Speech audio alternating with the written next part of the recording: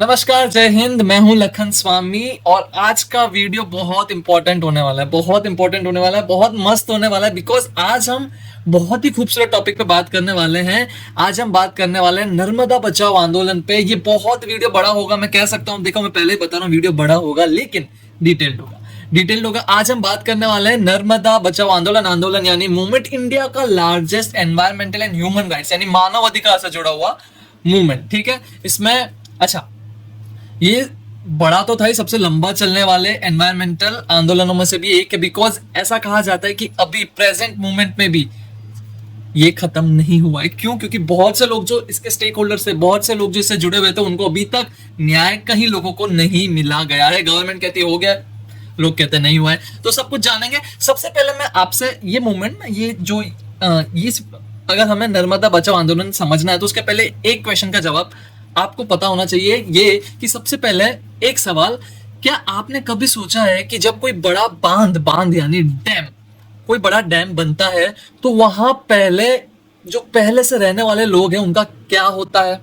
उनके घर, ठीक है, उनके घर, उनकी जमीन। ठीक है, जो डैम्स बनते हैं नदी के किनारे लोग ज्यादा बसते हैं, तो जो डैम, घर, ये जो डैम बनता है तो जो उनकी घर होती है, उनके जमीन होते हैं, उनके खेत खलान जो भी होते हैं, सब पानी में डूब जाते हैं। तो वो लोग जाते कहाँ हैं? वो लोग जाते कहाँ हैं? ऑब्वियसली वहां पे तो रह नहीं सकते पानी के नीचे, तो अभी हम इंसान रहने नहीं लगे, तो कहाँ जाते हैं? इसी क्वेश्चन पे पूरा नर्मदा बचाओ आंदोलन, सेव द नर्मदा मूवमेंट टिका हुआ है कि कहाँ जाएंगे। ठीक है, ओके। और यही मतलब obviously due to this question 35 year, 35 साल से ज्यादा चलने वाला ये आंदोलन टिका हुआ इसी एक क्वेश्चन पे। ओके, नर्मदा बचाओ आंदोलन को इंग्लिश में बहुत सी जगह क्या कहा जाता है? एनबीए, नर्मदा बचाओ आंदोलन, सेव द नर्मदा मूवमेंट भी कहा जाता है। ओके, कब शुरुआत हुई थी इसकी? बहुत इंपॉर्टेंट डेट याद रखो, 1989 में इसकी शुरुआत हुई थी। नर्मदा बचाओ आंदोलन की शुरुआत 1989 में हुई थी। लेकिन ये स्लाइड में थोड़ा सा टाइम लूंगा, लेकिन बहुत इंपॉर्टेंट टाइम है। और एक बहुत इंपॉर्टेंट चीज याद रखना, ये एक ऐसा मूवमेंट है जिसकी वजह से जो वर्ल्ड बैंक है ना, इसकी वजह से वर्ल्ड बैंक को पहली बार किसी प्रोजेक्ट में पैसे लगाने के बाद वापस लेने पड़े थे। वापस लेने पड़े यानी वर्ल्ड बैंक जितना इतना बड़ा इंटरनेशनल बैंक ने, वो जो इंफ्रास्ट्रक्चर डेवलपमेंट देश, जो डेवलपिंग नेशन है, उनको बहुत हेल्प करता है। तो इसने, वर्ल्ड बैंक ने नर्मदा के जो प्रोजेक्ट्स है उसमें भी, सरदार सरोवर, इन सब में पैसे लगाए थे, लेकिन वापस लेने होंगे। पहली बार ऐसा होता, सब जानेंगे। ओके, सबसे पहले समझ लेते हैं। मैं ये सब मिटा देता हूँ, ठीक है, ये सब मिटा देते हैं।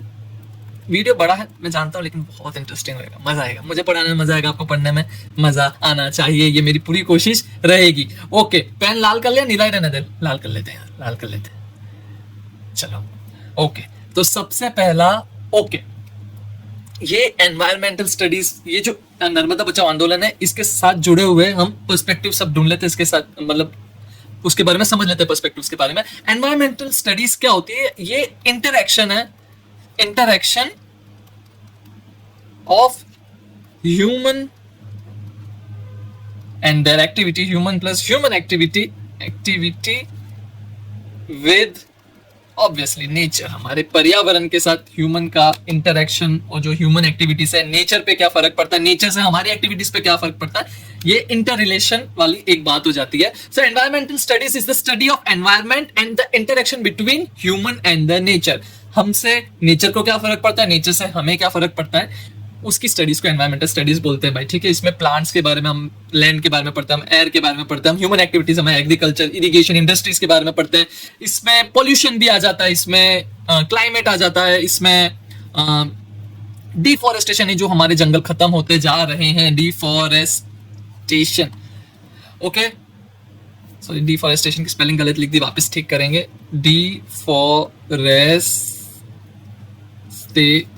डिफॉरेस्टेशन की, जो हमारे जंगल कटते जा रहे हैं उनके ऊपर भी सब, जो इंसान और नेचर के बीच के रिलेशंस और उसके साथ जुड़े हुए सारे, बोलते हैं ना, पॉइंट्स, सारे पर्सपेक्टिव्स को एनवायरमेंटल स्टडीज में गिना जाता है। ओके, सोशल मूवमेंट, मतलब देखो, सबसे पहले तो सोशल है, यानी इसमें एक से ज्यादा लोग हो गए। ठीक है, समाज को लेके हो गया। सोशल मूवमेंट यानी जब कोई समाज, जब ग्रुप ऑफ पीपल यानी एक नहीं, एक से ज्यादा, किसी चेंज को लाने की कोशिश करते हैं। ठीक, कोशिश।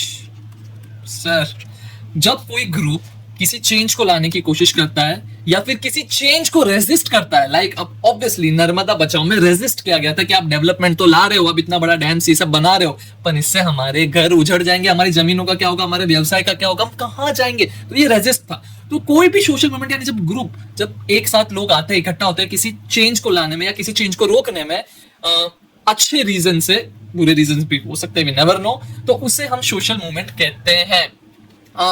इसमें वो एग्जिस्टिंग जो सिस्टम्स हैं, यानी जो पहले से एग्जिस्टिंग सिस्टम्स हैं, आप नोट्स बना सकते हो आपकी इच्छा, उनको इंप्रूव करने की बात होती है। फिर सोसाइटी में कोई चेंज लाने की बात होती है कि भाई ये चेंज लाओ, अभी तक ये बहुत घिसा पिटा है, अपडेट, चेंज और अपडेट, ठीक है। इसमें रेजिस्टेंस होता है, रेजिस्टेंस यानी कोई अगर बदलाव है जो आपको, जो लोगों को लग रहा है कि यार ये तो बहुत गलत प्रभाव हमारे समाज पे डालेगा, तो हम रेजिस्टेंस पे करते हैं, stop change, stop the change, ठीक है। एंड देन हम बात करते हैं इसमें ह्यूमन राइट्स और नेचर के प्रोटेक्शन की भी बात आ ही जाती है। ह्यूमन राइट्स यानी मानव अधिकार। अच्छा, बहुत ह्यूमन राइट्स का मतलब समझ लो दोस्तों कि जब कोई भी इंसान जन्म ले रहा है ना, इंसान के रूप में अगर वो जन्म ले रहा है तो उसके कुछ जन्म सिद्ध अधिकार फिक्स्ड है, कि अगर आप इंसान के रूप में आपने जन्म लिया तो आपके ये अधिकार फिक्स्ड है कि भाई आपको बोलते हैं ना इक्वालिटी का हक है, आपको भी अपना घर बनाने का हक है, आपको अपनी बात रखने का हक है, आपको जीने का हक है, आपको पढ़ने का हक है, ऐसे बहुत सारे मानव अधिकार होते हैं। तो सोशल मूवमेंट्स में उनके ऊपर भी बात की जाती है, उन्हें लाने, उन्हें ज्यादा मतलब लोगों, ज्यादा से ज्यादा लोगों को ह्यूमन राइट्स मिले, वो इतने ह्यूमन राइट्स एंजॉय कर पाए, उसके ऊपर बात होती है। या फिर कोई ह्यूमन राइट्स का उल्लंघन कर रहा है, उन्हें नहीं, अगर किसी को उनकी ह्यूमन राइट्स एक्सरसाइज नहीं करने दे रहा तो उसमें रोकते हैं कि भाई आप रुको, इन्हें इनकी लाइफ जीने दो। ओके, तो यहां तक तो ठीक है, ये हमने एनवायरमेंटल स्टडीज सोशल मूवमेंट के बारे में पढ़ा। ये पहली साइड में टाइम लगेगा बहुत, क्योंकि फाउंडेशन क्लियर होनी चाहिए। देखो, फाउंडेशन क्लियर है तो बड़ी इमारत बनेगी, अच्छे पेड़ उगेंगे, वरना कांटों में तो जिंदगी जी रहे हैं, ठीक है। वाह सर अच्छी लाइन मारी यार। ओके, डेवलपमेंट स्टडीज, अब ये क्या है? देखो, development studies is the study of how society improve, कैसे सोसाइटीज, कोई भी सोसाइटीज यानी सिर्फ आपके घर के सोसाइटीज यानी जो लोगों का पूरा ग्रुप है, जो कल्चर है, जो, ठीक है, सोसाइटीज कैसे इकोनॉमिक, सोशल, इकोनॉमिक यानी पैसे से रिलेटेड, सोशल यानी जो आसपास के सारे लोगों के रिलेटेड, और एनवायरमेंटल, ऑब्वियसली एनवायरमेंट के बिना हम कैसे एग्जिस्ट कर सकते हैं, एनवायरमेंटल, सोशल, इकोनॉमिक, पॉलिटिकल भी कह लो यार, इसमें कोई दिक्कत नहीं, बिकॉज पॉलिटिक्स पे हमारी लाइफ 110% डिपेंड करती है। 110% पॉलिटिक्स पे आपकी लाइफ डिपेंड करती है। Choose wisely. ओके, ये बोलते जो डेवलपमेंट स्टडीज क्या होती है, सोसाइटीज कैसे इकोनॉमिक, सोशल, एनवायरमेंटल, पॉलिटिकल जो कंडीशंस हैं, जो पॉलिटिकल, ये सारे environmental conditions, social conditions, political condition, इन सबको यूज करके कैसे इंप्रूव कर रही है, कैसे इंप्रूव कर रही है, इंप्रूव करने की कोशिश कर रही है, तो वो तरीका कैसा, उसी को, उसकी पढ़ाई को डेवलपमेंटल स्टडीज कहते हैं। इंटरडिसिप्लिनरी होती है, यानी सिर्फ एक ही पहलू हम नहीं लेके चलते, अलग अलग पहलू लेके चल रहे होते हैं। इसमें मैन इकोनॉमिक डेवलपमेंट पे बहुत ज्यादा ध्यान दिया जाता है कि भाई इनकम, अच्छा चलो यहाँ पे कर लेते हैं, इकोनॉमिक डेवलपमेंट यानी इसमें वहाँ के लोगों की इनकम पे कैसे इनकम इसमें आ जाती है, जॉब्स आ जाती है, इंडस्ट्रीज कैसे है, बिकॉज इंडस्ट्रीज जॉब लाती है, इंडस्ट्रीज जॉब लाती है, ठीक है। तो इन सब पे बात की जाती है। सोशल में आपके हेल्थ, एजुकेशन और इक्वालिटी की बात की जाती है। ऑब्वियसली अगर आपकी हेल्थ अच्छी नहीं है तो आप करोगे कैसे, कुछ, मेरी हेल्थ अच्छी ना हो तो मैं ये वीडियो कैसे बना रहा हूँ, ठीक है। एंड एनवायरमेंट में ऑब्वियसली हमारे एनवायरमेंट की बात की जाती है कि भाई कैसे सस्टेनेबिलिटी लाई जाए। सस्टेनेबिलिटी यानी ऐसे तरीके यूज किए जाए कि लंबे समय तक चीजें अच्छे से चले, हम भी यूज कर पाए, हमारी आने वाली जनरेशन भी यूज कर पाए, उसको ही सस्टेनेबिलिटी बोलते हैं। या फिर एक तरीका है कि रिसोर्सेज को कैसे यूज किया जाए, इसलिए बोलते हैं कि सस्टेनेबिलिटी के साथ रिसोर्सेज यूज करने चाहिए, यानी आज भी हम यूज कर ले और कल वालों के लिए भी बचे रहे, लेकिन हम ऐसा करते नहीं है। ओके, फिर ह्यूमन डेवलपमेंट भी इसमें बहुत इंपॉर्टेंट बात है। अब ह्यूमन डेवलपमेंट पे क्या बहुत सारे पर्सपेक्टिव एक साथ आ जाते हैं। इसमें फ्रीडम आ जाती है, ठीक है, आपकी फ्रीडम भी आपको होनी चाहिए, बात रख पा रहे हो। फिर आपके हक की बात आ जाती है, जैसे हम राइट्स बोलते हैं, ठीक है। तो ये कैसे सब इंप्रूव होता है, इसकी स्टडीज को डेवलपमेंटल स्टडीज बोलते हैं। एक ही स्टडी नहीं होती, इसमें बहुत सारे हम अलग अलग पर्सपेक्टिव पढ़ते हैं, इकोनॉमिक, सोशल, एनवायरमेंटल, बहुत सारे, ठीक है। आगे बढ़ेंगे, बिल्कुल बढ़ेंगे। ओके, ये इंपॉर्टेंट है। पूरी वीडियो को, ये जब हम पूरी वीडियो देख लेंगे, पूरा जब हम ये स्लाइड सारी पढ़ लेंगे, तो उसके बाद आप क्या समझ पाएंगे? सबसे पहले आप समझ पाएंगे हिस्टोरिकल बैकग्राउंड, कि भाई जिन्हें इतिहास ही नहीं पता वो आज की बात कैसे करेंगे। इतिहास रहा तभी आज एग्जिस्ट करता है, विदाउट पास्ट टुडे एग्जिस्ट नहीं कर सकता। तो सबसे पहले हम जानेंगे कि बांध बनाने की योजना कब और कैसे शुरू हुई। आजादी के बाद नेहरू जी ने बांधों को, आफ्टर इंडिपेंडेंस डेवलपमेंट पे बहुत ज्यादा फोकस था, तो पीएम हमारे प्राइम मिनिस्टर नेहरू ने एक स्टेटमेंट दिया था कि मॉडर्न इंडिया के, ये वेरी इंपॉर्टेंट है, बहुत मॉडर्न इंडिया, सर की हैंडराइटिंग तो गंदी है चलता है। पीएम नेहरू ने बोला था मॉडर्न इंडिया का मंदिर डैम से, मॉडर्न इंडिया का मंदिर डैम से। ये पीएम मोदी, पीएम हर जगह मोदी जी छा गया है। पीएम नेहरू ने स्टेटमेंट दिया था कि यही हम हिस्ट्री में पढ़ेंगे इसके हिस्टोरिकल बैकग्राउंड में, ठीक है। Stakeholder analysis, stakeholder, अच्छा ये क्यों दिया था स्टेटमेंट, मंदिर क्यों कहा गया, सब आएगा, चिंता मत करो। स्टेक होल्डर एनालिसिस 1.5 पे वीडियो देखो, अगर स्लो लग रहा है देखो, पर सीखो, that is important. Stakeholder analysis करता है। स्टेक होल्डर क्या होता है यार, वो तो समझा दो। देखो स्टेक होल्डर मतलब किसी भी चीज से जुड़े हुए सारे लोग, सारे पक्ष, ठीक है। आज हम ऑब्वियसली हम नर्मदा बचाओ आंदोलन की बात करें, यानी हम सरदार सरोवर डैम की बात करने वाले हैं। सरदार सरोवर SSD, सरदार सरोवर डैम, तो उसमें इस आंदोलन से जुड़े जो जो लोग थे, सर मतलब नर्मदा बचाओ आंदोलन से जुड़े जो जो लोग थे, उन सभी के पक्षों को समझना, वो सारे जो जो लोग इंक्लूडेड है, जो जो लोग इन्वॉल्व है, उनको हम स्टेक होल्डर्स बोलेंगे। तो उन सबके तरफ के पक्ष जानेंगे, किसी एक की तरफ नहीं झुकेंगे, सबको जानेंगे, ठीक है। हम इवेल्युएशन करेंगे कि भाई बोलते हैं ना, social environmental economic impact of large dam. एक जब बड़ा डैम बनता है तो उसके फायदे क्या होते हैं, उसके नुकसान क्या होते हैं, हम दोनों पक्ष देखेंगे। वर्ल्ड बैंक का रोल, जैसा मैंने प्रीवियस स्लाइड को देखते बोला था, ये पहली बार हुआ था कि वर्ल्ड बैंक ने पैसा दिया और पैसा उन्हें वापस लेना पड़ा, ठीक है। इसमें इंडिया की गवर्नमेंट का भी रोल है, तो ये भी हम जानेंगे। लीगल बैटल्स, ऑब्वियसली PIL और बोलते हैं ना, केसेस चले थे और सुप्रीम कोर्ट को भी इन्वॉल्व होना पड़ा, तो सुप्रीम कोर्ट ने जजमेंट दिया था, आई थिंक वो भी हम आगे जानेंगे। क्रिटिकल एनालिसिस करेंगे, debate between development and displacement. अच्छा, डेवलपमेंट और डिस्प्लेसमेंट के बीच में ही तो पूरा मांझ, जो भी लड़ाई थी, जो भी बोलते हैं ना, सारा स्ट्रगल डेवलपमेंट और डिस्प्लेसमेंट के बीच में ही था। इसको अलग पेन से समझाऊंगा, इसको मैं आपको ग्रीन पेन से समझाऊंगा, ठीक है। ओके, सो डेवलपमेंट इधर लिख देता हूँ, वर्सेस में इक्वल टू क्यों लगा है, वर्सेस डिस्प्लेसमेंट, डिस्प्लेसमेंट को मैं DI कर देता हूँ। ऑब्वियसली हमें डेवलपमेंट चाहिए था, एक डैम बन रहा था तो डेवलपमेंट बहुत होने वाला था, इरिगेशन मिलता, हमें पानी बहुत अच्छा मिलने वाला था, हमको हाइड्रो इलेक्ट्रिसिटी यानी हमको बिजली मिलने वाली थी, हमको बहुत सारे फायदे इससे होने वाले थे। टूरिज्म भी is a part of dam, by the way, याद रखिएगा। आज सरदार सरोवर के पास हमारी स्टैच्यू ऑफ यूनिटी खड़ी हुई है, ठीक है, जो सरदार पटेल की ही है, उन्हीं के नाम पे सरदार सरोवर डैम भी है। तो डेवलपमेंट तो था, पर उसके सामने डिस्प्लेसमेंट, यानी जो रिस्क टू रिवॉर्ड के, या ये भी तो देखो कि हमें डेवलपमेंट मिल रहा है पर किस कॉस्ट पे मिल रहा है। डिस्प्लेसमेंट यानी कितने लोगों को अपना घर बार सब धंधा, अपना जमीन, अपना खेत खलिहान, अपने जानवर, क्या क्या नहीं छोड़ना पड़ा था, अपने पूरे पुश्तैनी 500 साल से जो रह रहे थे, उन्हें डिस्प्लेसमेंट यानी एक जगह से वो जगह छोड़नी पड़ी थी उन्हें। माइग्रेशन नहीं है, डिस्प्लेसमेंट, यहाँ पे उन्हें फोर्सफुली हटाया गया है, ठीक है, due to obviously this construction. तो ठीक है, डिस्प्लेसमेंट हुआ यानी कोई किसी कारण के कारण आपको जगह छोड़नी पड़े। डिस्प्लेसमेंट बहुत लोगों को, लाखों से ज्यादा लोग इसमें इन्वॉल्व थे। गवर्नमेंट का डेटा अलग है, नर्मदा बचाओ आंदोलन का डेटा कुछ अलग बोलते हैं, ठीक है। और करंट स्टेटस क्या है, ठीक है, यानी आज क्या हो रहा है, आज मतलब प्रेजेंट डे सिनेरियो क्या है, उस पे करंट स्टेटस हम जानेंगे। करंट स्टेटस क्या है, आज क्या स्थिति है, आज डैम की क्या स्थिति है, आज नर्मदा बचाओ आंदोलन की क्या स्थिति है, और बाकी सारे लेसन्स भी सीखेंगे। तो चलो आगे बढ़ते हैं। सबसे पहले द सेंट्रल क्वेश्चन, सबसे इंपॉर्टेंट क्वेश्चन बच्चों, सबसे बड़ा सवाल। सर पेन वापस ब्लू कर लो, नहीं रेड कर लेते, ठीक है। सबसे बड़ा सवाल, कैन डेवलपमेंट दैट डिस्प्लेसेस, कोई डेवलपमेंट जो आपको मजबूर करे जगह छोड़ने पे, आपको डिस्प्लेस करने पे, ठीक है, क्या कोई विकास जो ऑब्वियसली गरीबों को, पूरेस्ट को, गरीबों को डिस्प्लेस यानी विस्थापित बोलते हैं उसको, यानी ऑब्वियस डिस्प्लेसमेंट, एक अपनी जगह छोड़ने पे मजबूर करे और पर्यावरण को नष्ट करे, destroys the environment, truly be called development. एक और बात प्यार समझ लेंगे, क्या कोई विकास जो लोगों को मजबूर कर रहा है अपनी जगह छोड़ने पे, लोगों को जगह छोड़ने पे, डिस्प्लेस करने पे, और डिस्प्लेसमेंट में सिर्फ जगह चेंज करना नहीं आता, व्यवसाय भी आ जाता है। लोगों को, कितने लोगों को अपना बिजनेस चेंज करना पड़ेगा, जो पहले एग्रीकल्चर करते थे, क्या पता वो किसी फैक्ट्री में या फिर किसी गैराज में सर एग्रीकल्चर की स्पेलिंग तो अच्छे से लिखो, एग्रीकल्चर, ओके, एग्रीकल्चर जो करते थे, क्या पता अब उन्हें किसी गैराज में एज एन हेल्पर काम करना पड़े, क्या पता वो अब लेबर बन गए हो, ठीक है, लेबरर बन गए हो। तो कितने सारा डिस्प्लेसमेंट यहाँ पे हुआ था, सिर्फ जगह का नहीं होता, आपकी पूरी लाइफ का हो जाता है।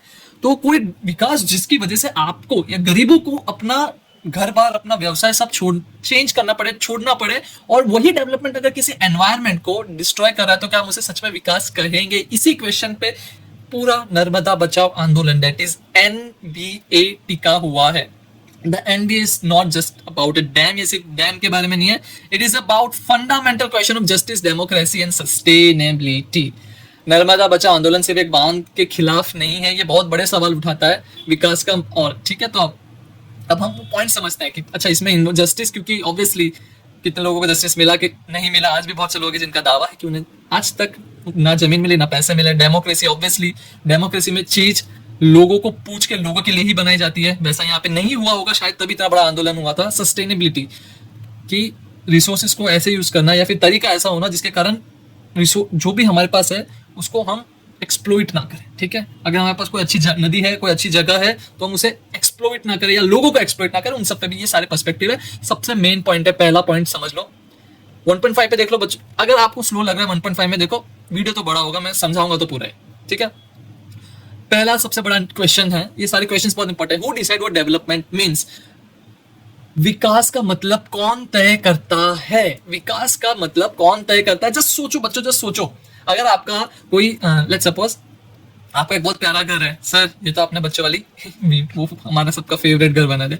आपका घर है, अब यहाँ से एक रोड जाने वाला, आपका घर बीच में आ रहा है और आते हैं और आपका घर आपको डिस्प्लेस करने को बोलता है। आपने बहुत मेहनत से घर बनाया, बहुत मेहनत से घर बनाया, और अब आपको बोला कि अब आपको ये घर छोड़ना पड़ेगा, बदले में आपको जमीन दे देंगे या तो दूसरा घर दे देंगे या तो पैसे दे देंगे।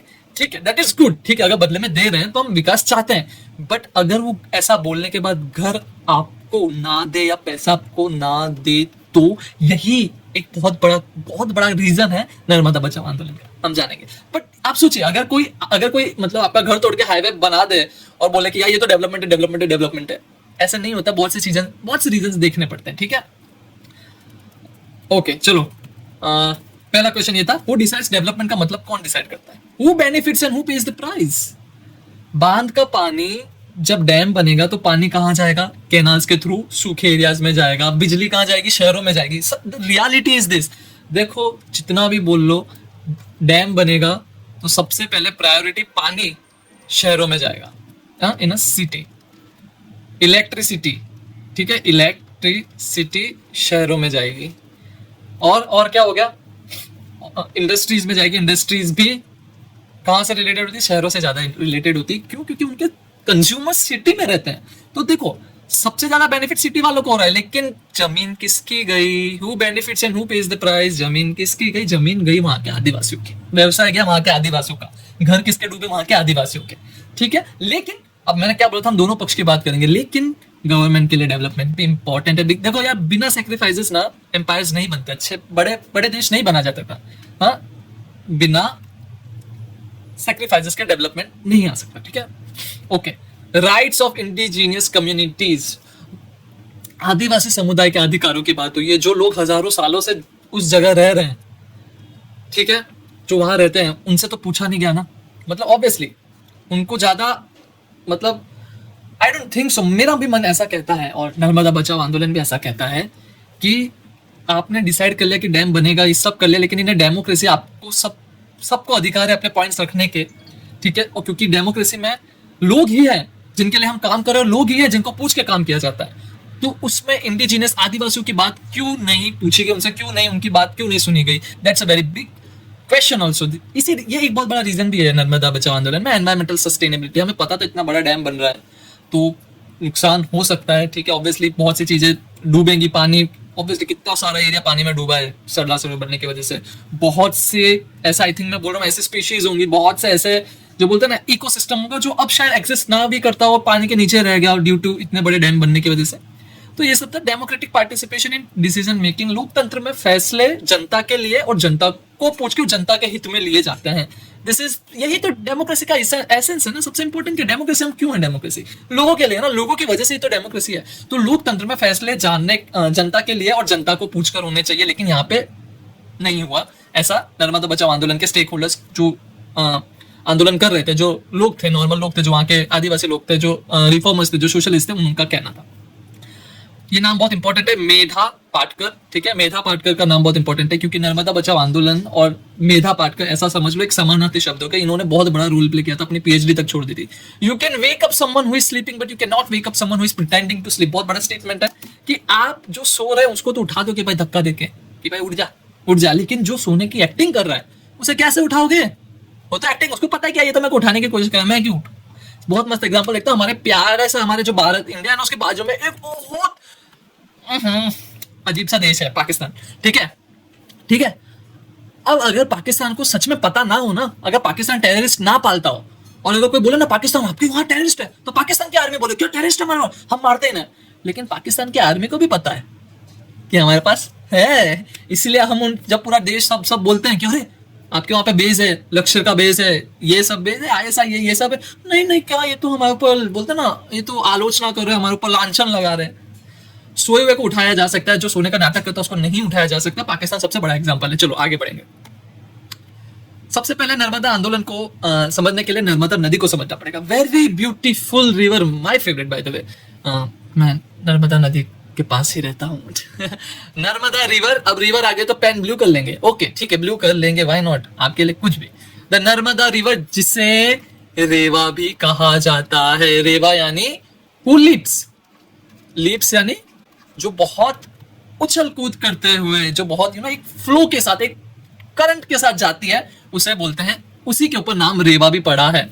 बहुत इंपॉर्टेंट रिवर है वेस्टर्न इंडिया की, ठीक है। हम वेस्टर्न इंडिया, गुजरात, महाराष्ट्र, ये Rajasthan, this is western India, ठीक है। सबसे पहले लंबाई की बात कर ले, 1312 किलोमीटर की लंबाई है, 1312 kilometre, fifth longest in India, पांचवी सबसे लंबी नदी है। मध्य प्रदेश में चालू होती है, महाराष्ट्र में थोड़ी बहती है, गुजरात में बह के फिर अरेबियन सी में चली जाती है। अच्छा याद रखना, इंडिया में ना, हमारे प्यारे इंडिया में, सर मैप बहुत गंदा बना रहे हो सर, मैप अभी बस गाइस आप देख लो यार, थोड़ी थोड़ी देर सह लो। देखो हमारा जो ऐसा समझो, ये नर्मदा है, ठीक है, ऐसे ऐसे भरूच के पास, यहाँ पे भरूच के पास उसका बोलते हैं ना बेसिन बनाती है, वो भरूच के पास जाके वो पानी में, समुद्र में मिल जाती है।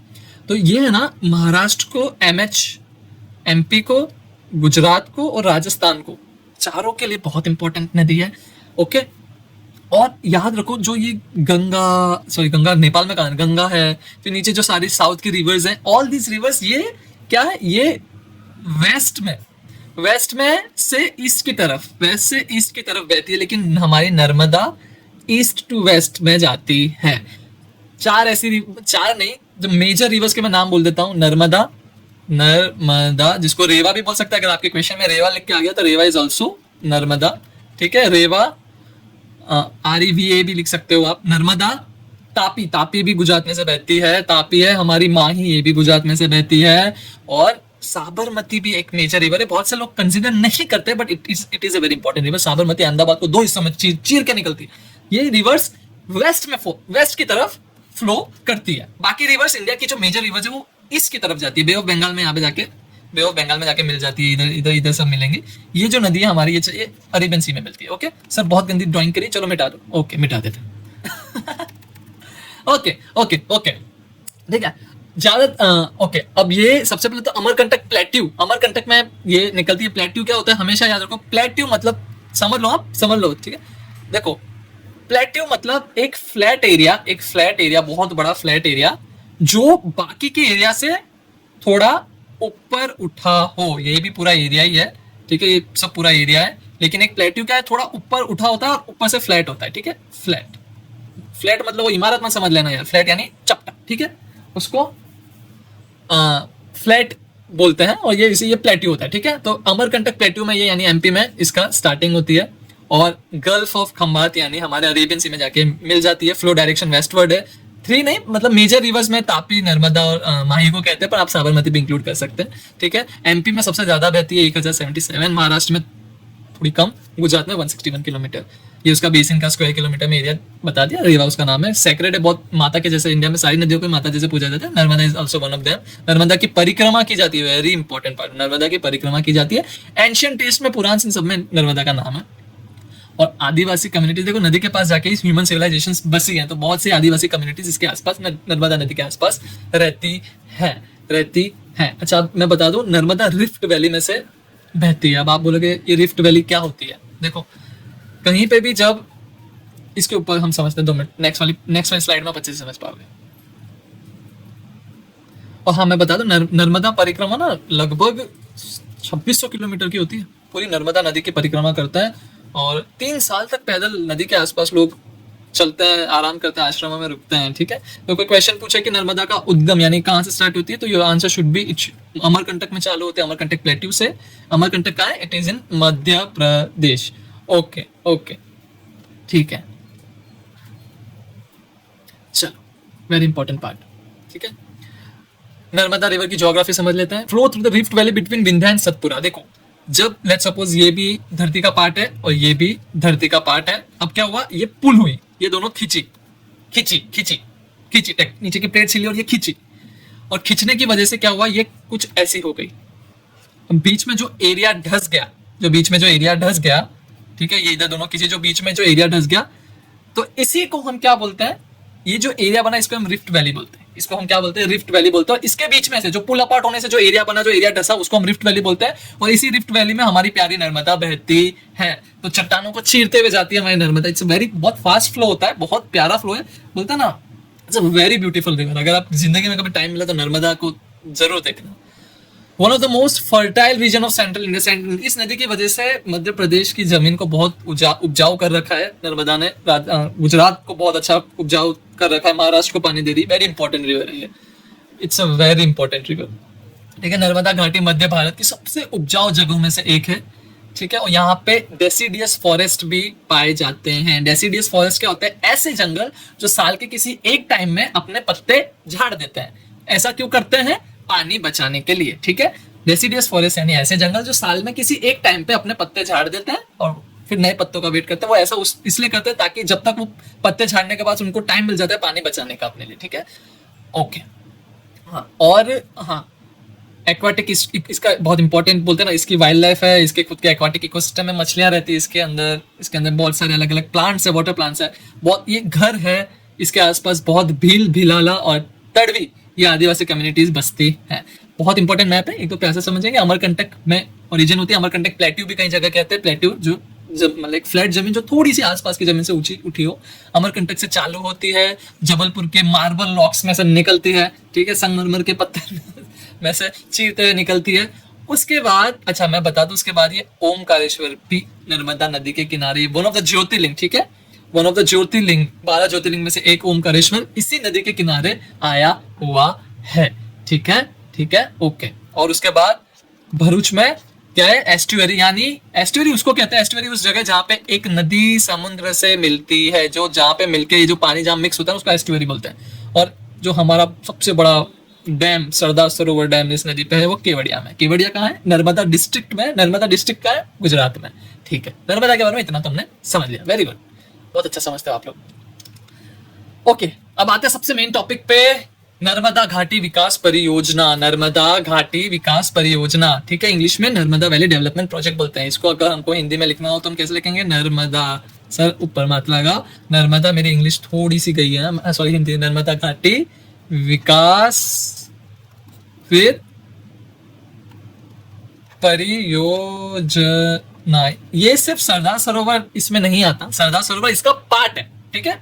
नर्मदा वैली डेवलपमेंट प्रोजेक्ट यानी सरदार सरोवर नहीं है, नर्मदा वैली डेवलपमेंट प्रोजेक्ट यानी नर्मदा की जो पूरी वैली, जो पूरा रास्ता है नर्मदा, जो इसका रूट है, उसके ऊपर कैसे डेवलपमेंट किए जाए, उस प्रोजेक्ट को, ये सीरीज ऑफ प्रोजेक्ट्स है, यानी इसमें एक ही प्रोजेक्ट में बहुत सारे अलग अलग डैम्स इसमें इंक्लूडेड है, ठीक है, हाइड्रो, बहुत सारी कैनाल्स इसमें इंक्लूडेड है। तो नर्मदा वैली डेवलपमेंट, नर्मदा का जो पूरा रूट है, जो उसकी वैली है, उसमें विकास की जो प्रोजेक्ट्स है उनको एक साथ मिला के नाम दिया गया Narmada valley development project, Narmada घाटी विकास परियोजना।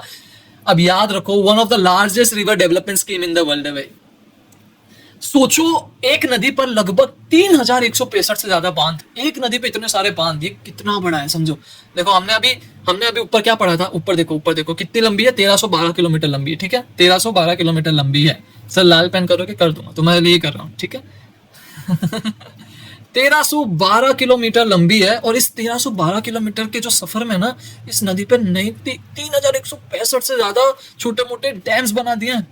सोचो कितना पानी स्टोर कर रही है नदी, बहुत इंपॉर्टेंट नदी, इसलिए ऐसे ही नहीं कहते, इतने सारे डैम्स बना रखे, तो भी भरूच में जाओ, जब ये समुद्र में मिलती है तो आप देखो कितना सारा पानी लेके जाती है। It's a very big river, very very precious river.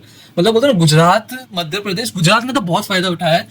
मतलब गुजरात में बोलते हैं ना, ऐसे सदर्न गुजरात का बोलते हैं ना, डेवलपमेंट का one of the biggest reason ही नर्मदा मुझे तो लगती है, ठीक है। मतलब 3165 टुकड़ों में नदी को बांट दिए क्योंकि इतने सारे डैम्स बना रखे हैं, ठीक है। 30 मेजर डैम्स है, 30 बड़े डैम है। मेजर डैम्स एमसीक्यू आता है कि भाई नर्मदा वैली डेवलपमेंट प्रोजेक्ट के तहत, नर्मदा घाटी विकास परियोजना के तहत, एनवीडीपी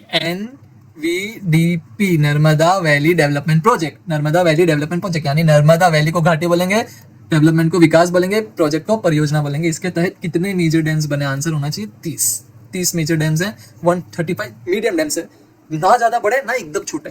3000 से ज्यादा छोटे छोटे डैम्स बनाए गए हैं। जहाँ पे नदी बहुत पतली हो जाती है वहाँ पे छोटे डैम्स इंपॉर्टेंट होते हैं, और जहाँ पे नदी बहुत विशाल है वहाँ पे बड़े डैम्स की जरूरत होती है। तो टोटल 3165 से ज्यादा डैम्स है, ठीक है। सबसे लार्जेस्ट डैम जो 3 लार्जेस्ट डैम्स है उसमें सबसे बड़ा है हमारा गुजरात का सरदार सरोवर डैम, टर्मिनल डैम इसे कहते हैं। टर्मिनल डैम यानी जब नदी का जो एंडिंग पोर्शन होता है, जब नदी समुद्र में मिलने वाली होती है, जहाँ पे फ्लो बहुत ज्यादा, जहाँ पे नदी बहुत विशाल बन जाती है, वहां पे अगर कोई डैम बनाया जाए तो उसको टर्मिनल डैम बोलते हैं, ठीक है। और सबसे बड़ा है, नर्मदा नदी पे सबसे बड़ा है। इंदिरा सागर डैम भी है जो मध्य प्रदेश में एग्जिस्ट करता है। This is again one large, बहुत बड़ा डैम है। Omkareshwar dam, it's just for information, मतलब नर्मदा जो आंदोलन है वो तो सरदार सरोवर से रिलेटेड ही जाना है, ठीक है। तो लेकिन 3 सबसे बड़े डैम कौन से? सरदार सरोवर, इंदिरा सागर एंड ओमकारेश्वर। याद कर लो, आपकी मर्जी, ठीक है। ऑब्जेक्टिव्स क्या थे, ठीक है। डैम किसी भी, ये जो नर्मदा वैली डेवलपमेंट प्रोजेक्ट है इसका ऑब्जेक्टिव क्या था, कि क्यों इतने ज्यादा डैम्स बने, क्यों, क्या रीजन रहा था? ऑब्वियसली सबसे बड़ा रीजन, किसी भी डैम को बनाने का सबसे बड़ा रीजन क्या होता है? क्या होता है? प्लीज मुझे शर्मिंदा मत करो, बता दो सर। सॉरी, सबसे बड़ा रीजन होता है इरिगेशन, ठीक है। देखो आज भी गुजरात के कहीं ऐसे पोर्शन है, सौराष्ट्र के, आप कच्छ ले लो, ठीक है, जहाँ पे पानी की बहुत कमी है, ठीक है, और वहां पे बारिश के ऊपर डिपेंडेंट नहीं रह सकते, तो वहां तक पानी पहुंचे, ड्रॉट प्रोन एरिया में पानी पहुंचे, उसके लिए एक बहुत बड़ा रीजन था नर्मदा घाटी विकास परियोजना यानी एनवीडीपी का। ड्रिंकिंग वाटर सप्लाई, देखो आज भी बहुत सी जगह जहाँ पे साफ पानी नहीं मिल रहा है, साफ पानी नहीं मिल रहा है। आप स्थिति देख लो ना, देखो साफ पानी के लिए हमें आरओ पर डिपेंडेंट रहना पड़ता है, साफ पानी के लिए हमको एक्वागार्ड पे डिपेंडेंट रहना, मतलब हमने हमारी स्थिति बिगाड़ रखी है। बहुत सी जगह पे अच्छा तालाब नहीं है तो पानी का प्रॉब्लम नहीं है। डैम मतलब इतना, मतलब बोलते हैं ना, इतना फर्टिलाइजर्स पानी का बिगाड़ कर करके जमीन का पानी का लेवल हमने कम कर दिया है, ठीक है। अननेसेसरी बहुत सारी चीजों पे, जो वहाँ पे पानी नहीं जाना चाहिए वहाँ पे हम पानी वेस्ट कर रहे हैं, एंड उसके कारण वाटर लेवल्स कम होते हैं। गर्मी, पेड़ हम हटा देते हैं, वाटर लेवल कम होता है, उसके कारण साफ पानी नहीं मिलता। तो उसकी भी एक, उस प्रॉब्लम को भी सॉल्व करने के लिए वो भी एक ऑब्जेक्टिव था एनवीडीपी का।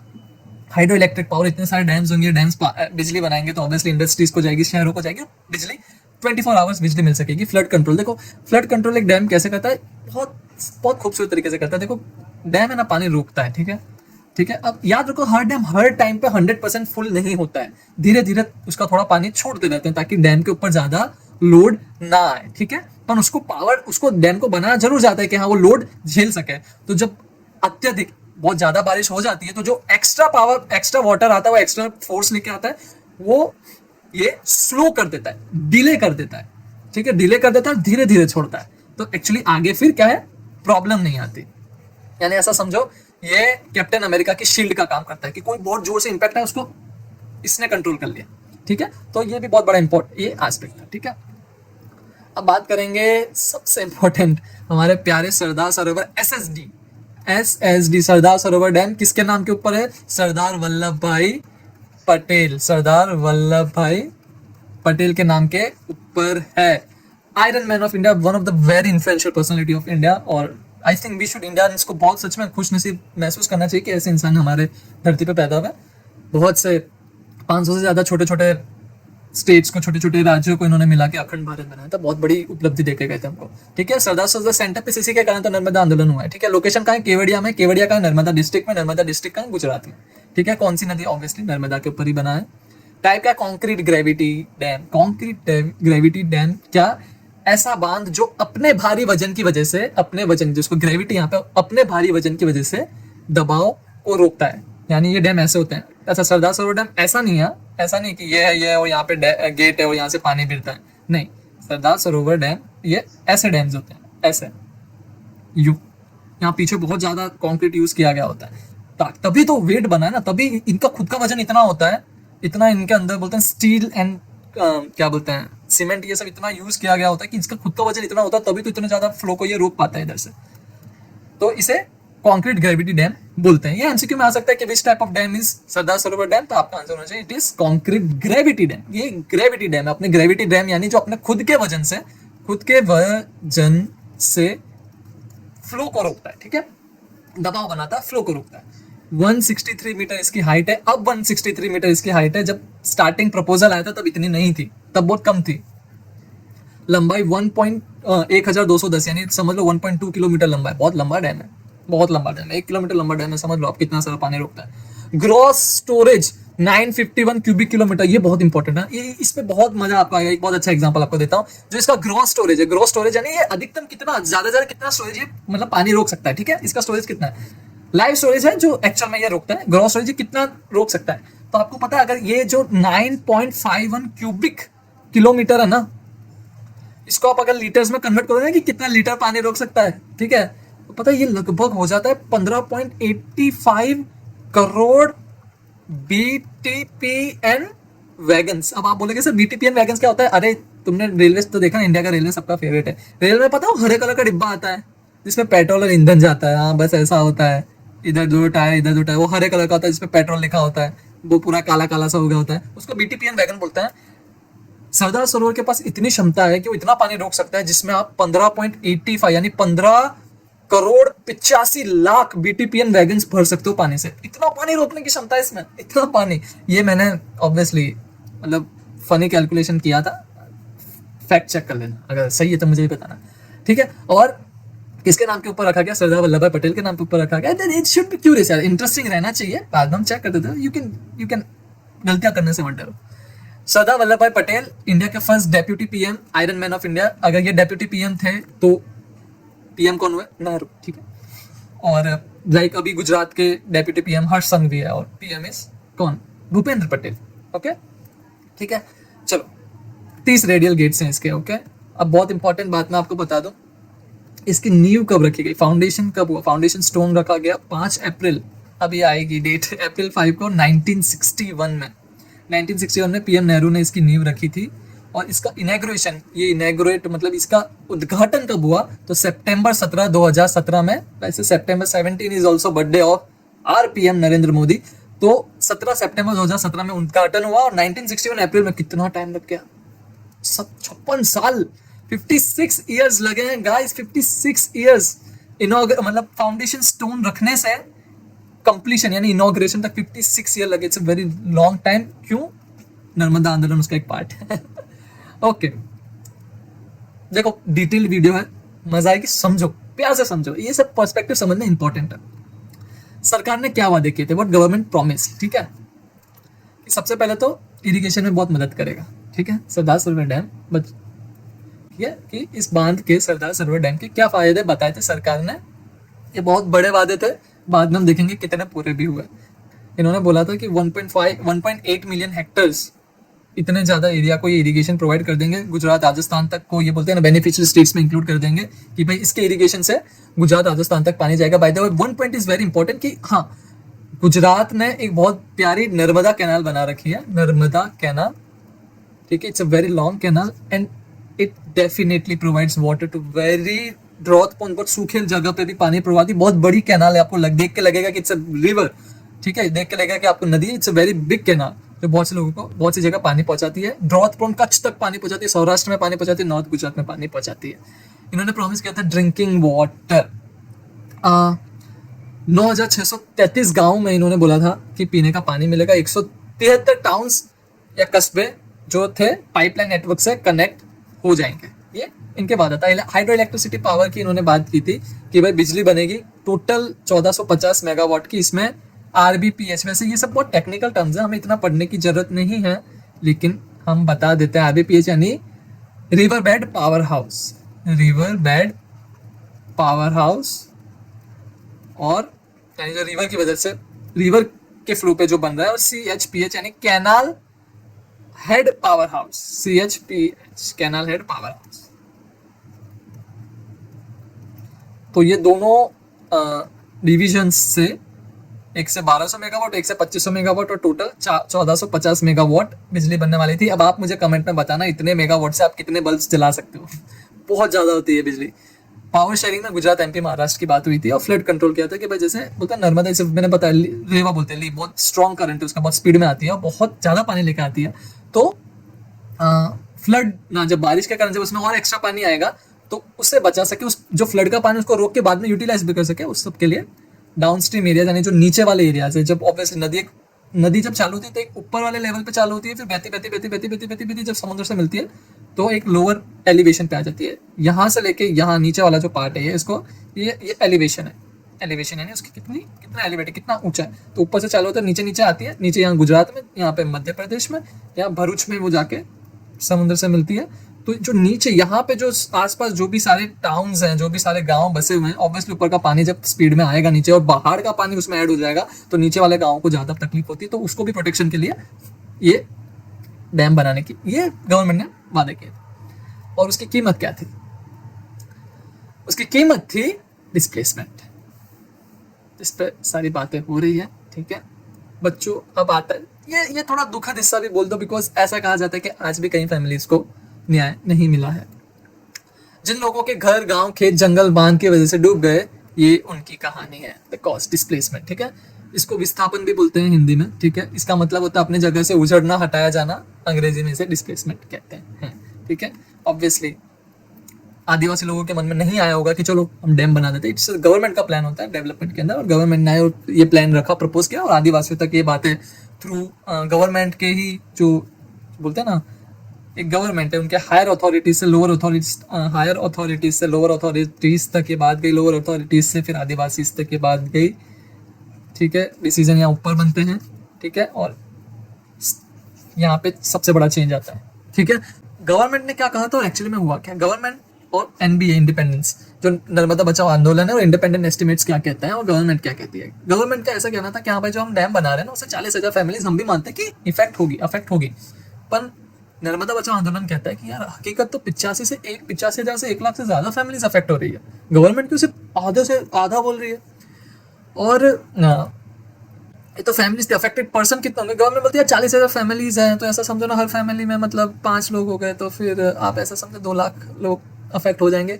हकीकत 3 से 5 लाख लोग अफेक्ट होंगे, ऐसा नर्मदा बचाओ आंदोलन कह रहा था। अब ये डिफरेंस आया क्यों, ये भी समझने की बहुत इंपॉर्टेंट बात है। देखो, गवर्नमेंट किन्हें गिनती है? गवर्नमेंट की नजरों में वही गिने जाएंगे जिन फैमिलीज के पास भाई जमीन के कागजात हैं और टाइटल्स हैं। जमीन है और जमीन के कागजात हैं, हम उन्हें ही गिनेंगे भाई।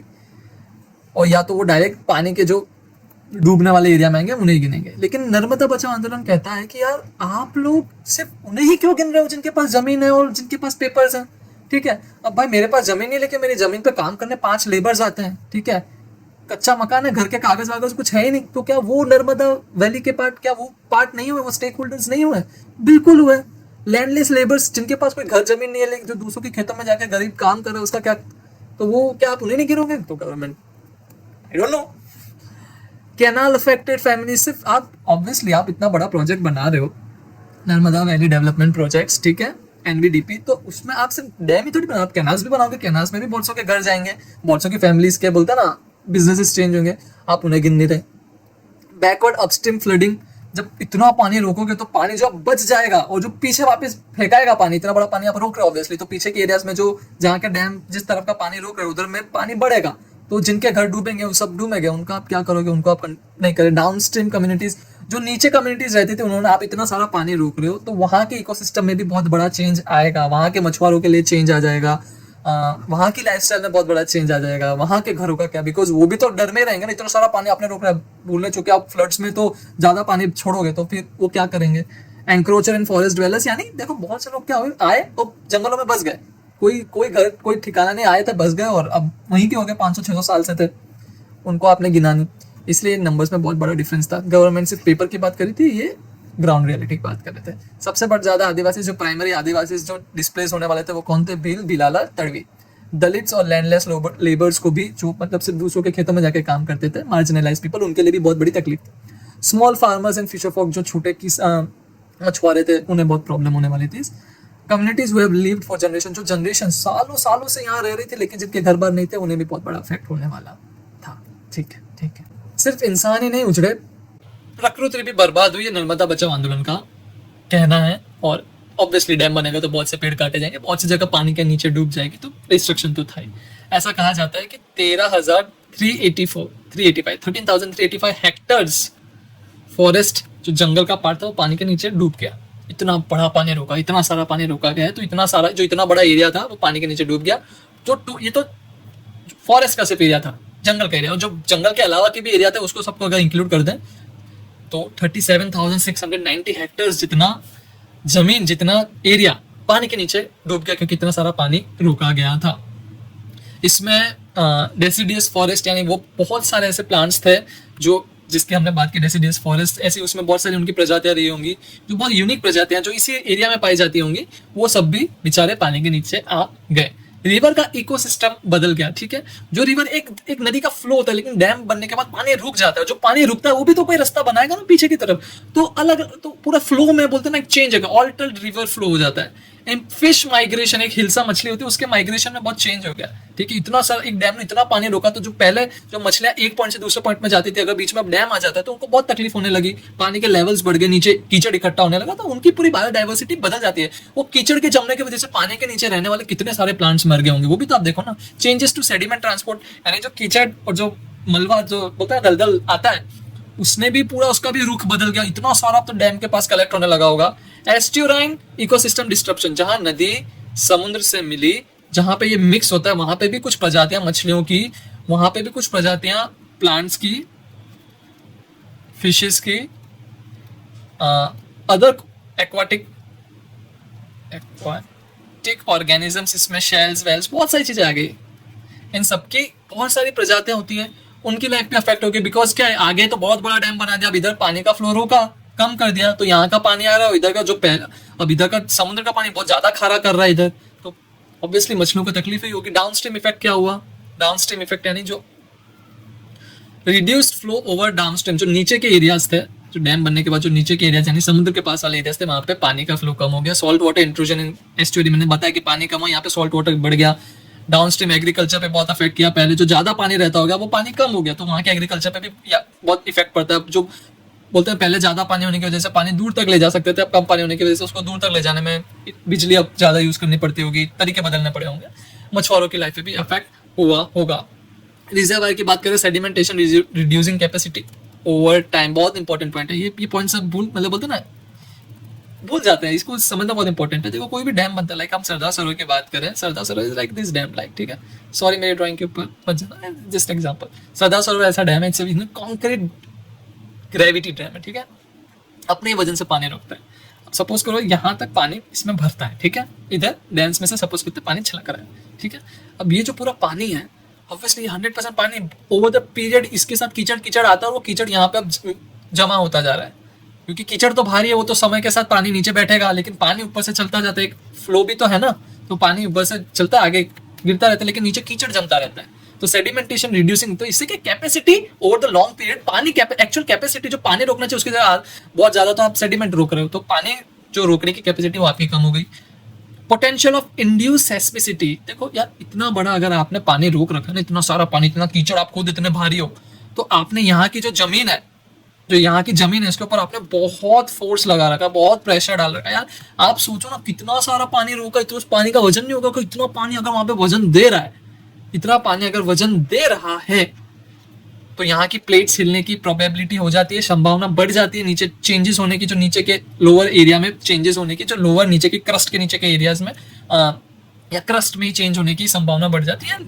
उसके कारण पोटेंशियल, मैं ये नहीं कह रहा कि 100% हो गई, ये कह रहे पोटेंशियल अर्थक्वेक आने की संभावना यहाँ पे बढ़ सकती है।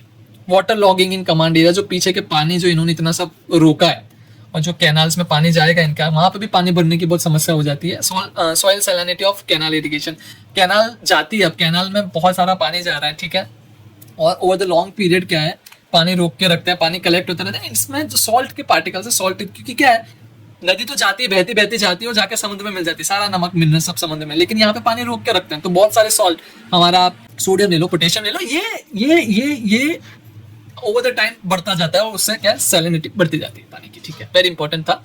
आगे बढ़ेंगे, अब टाइम लाइन अब समझेंगे। देखो मैं जानता हूँ वीडियो बड़ा है, लेकिन इंपॉर्टेंट है, सीखो सीखो सीखो। टाइम लाइन हम रेड में पढ़ते हैं, ओके, ग्रीन में पढ़ लें, रेड में पढ़ते हैं, ठीक है, red is my favourite. Okay 1946 से 1979 की टाइमलाइन को पढ़ते हैं, अर्ली हिस्ट्री एंड फाउंडेशन। यार 1946 से तो इंडिपेंडेंस के पहले नहीं चले गए। देखो हम इस पूरी कहानी को समझेंगे समय के हिसाब से, क्रोनोलॉजी के हिसाब से। टाइमलाइन बहुत इंपॉर्टेंट है, कॉम्पिटेटिव एग्जाम के रूप में तो बहुत इंपॉर्टेंट है, उनको डेट से बहुत ही प्यार है। 1947 से 1947 आजादी के पहले से, आजादी के पहले ही नर्मदा नदी पर बांध बनाने के लिए सर्वे शुरू हो गए थे। ठीक है, ब्रिटिशर्स के टाइम पे initial surveys for dam of Narmada conducted. Britishers के टाइम पे भी सर्वेस हुए थे, लेकिन 1961 में पीएम जवाहरलाल नेहरू ने 5 अप्रैल, ऑलवेज रिमेंबर 5 अप्रैल, अप्रैल फुल बना नहीं था, बना दिया डैम।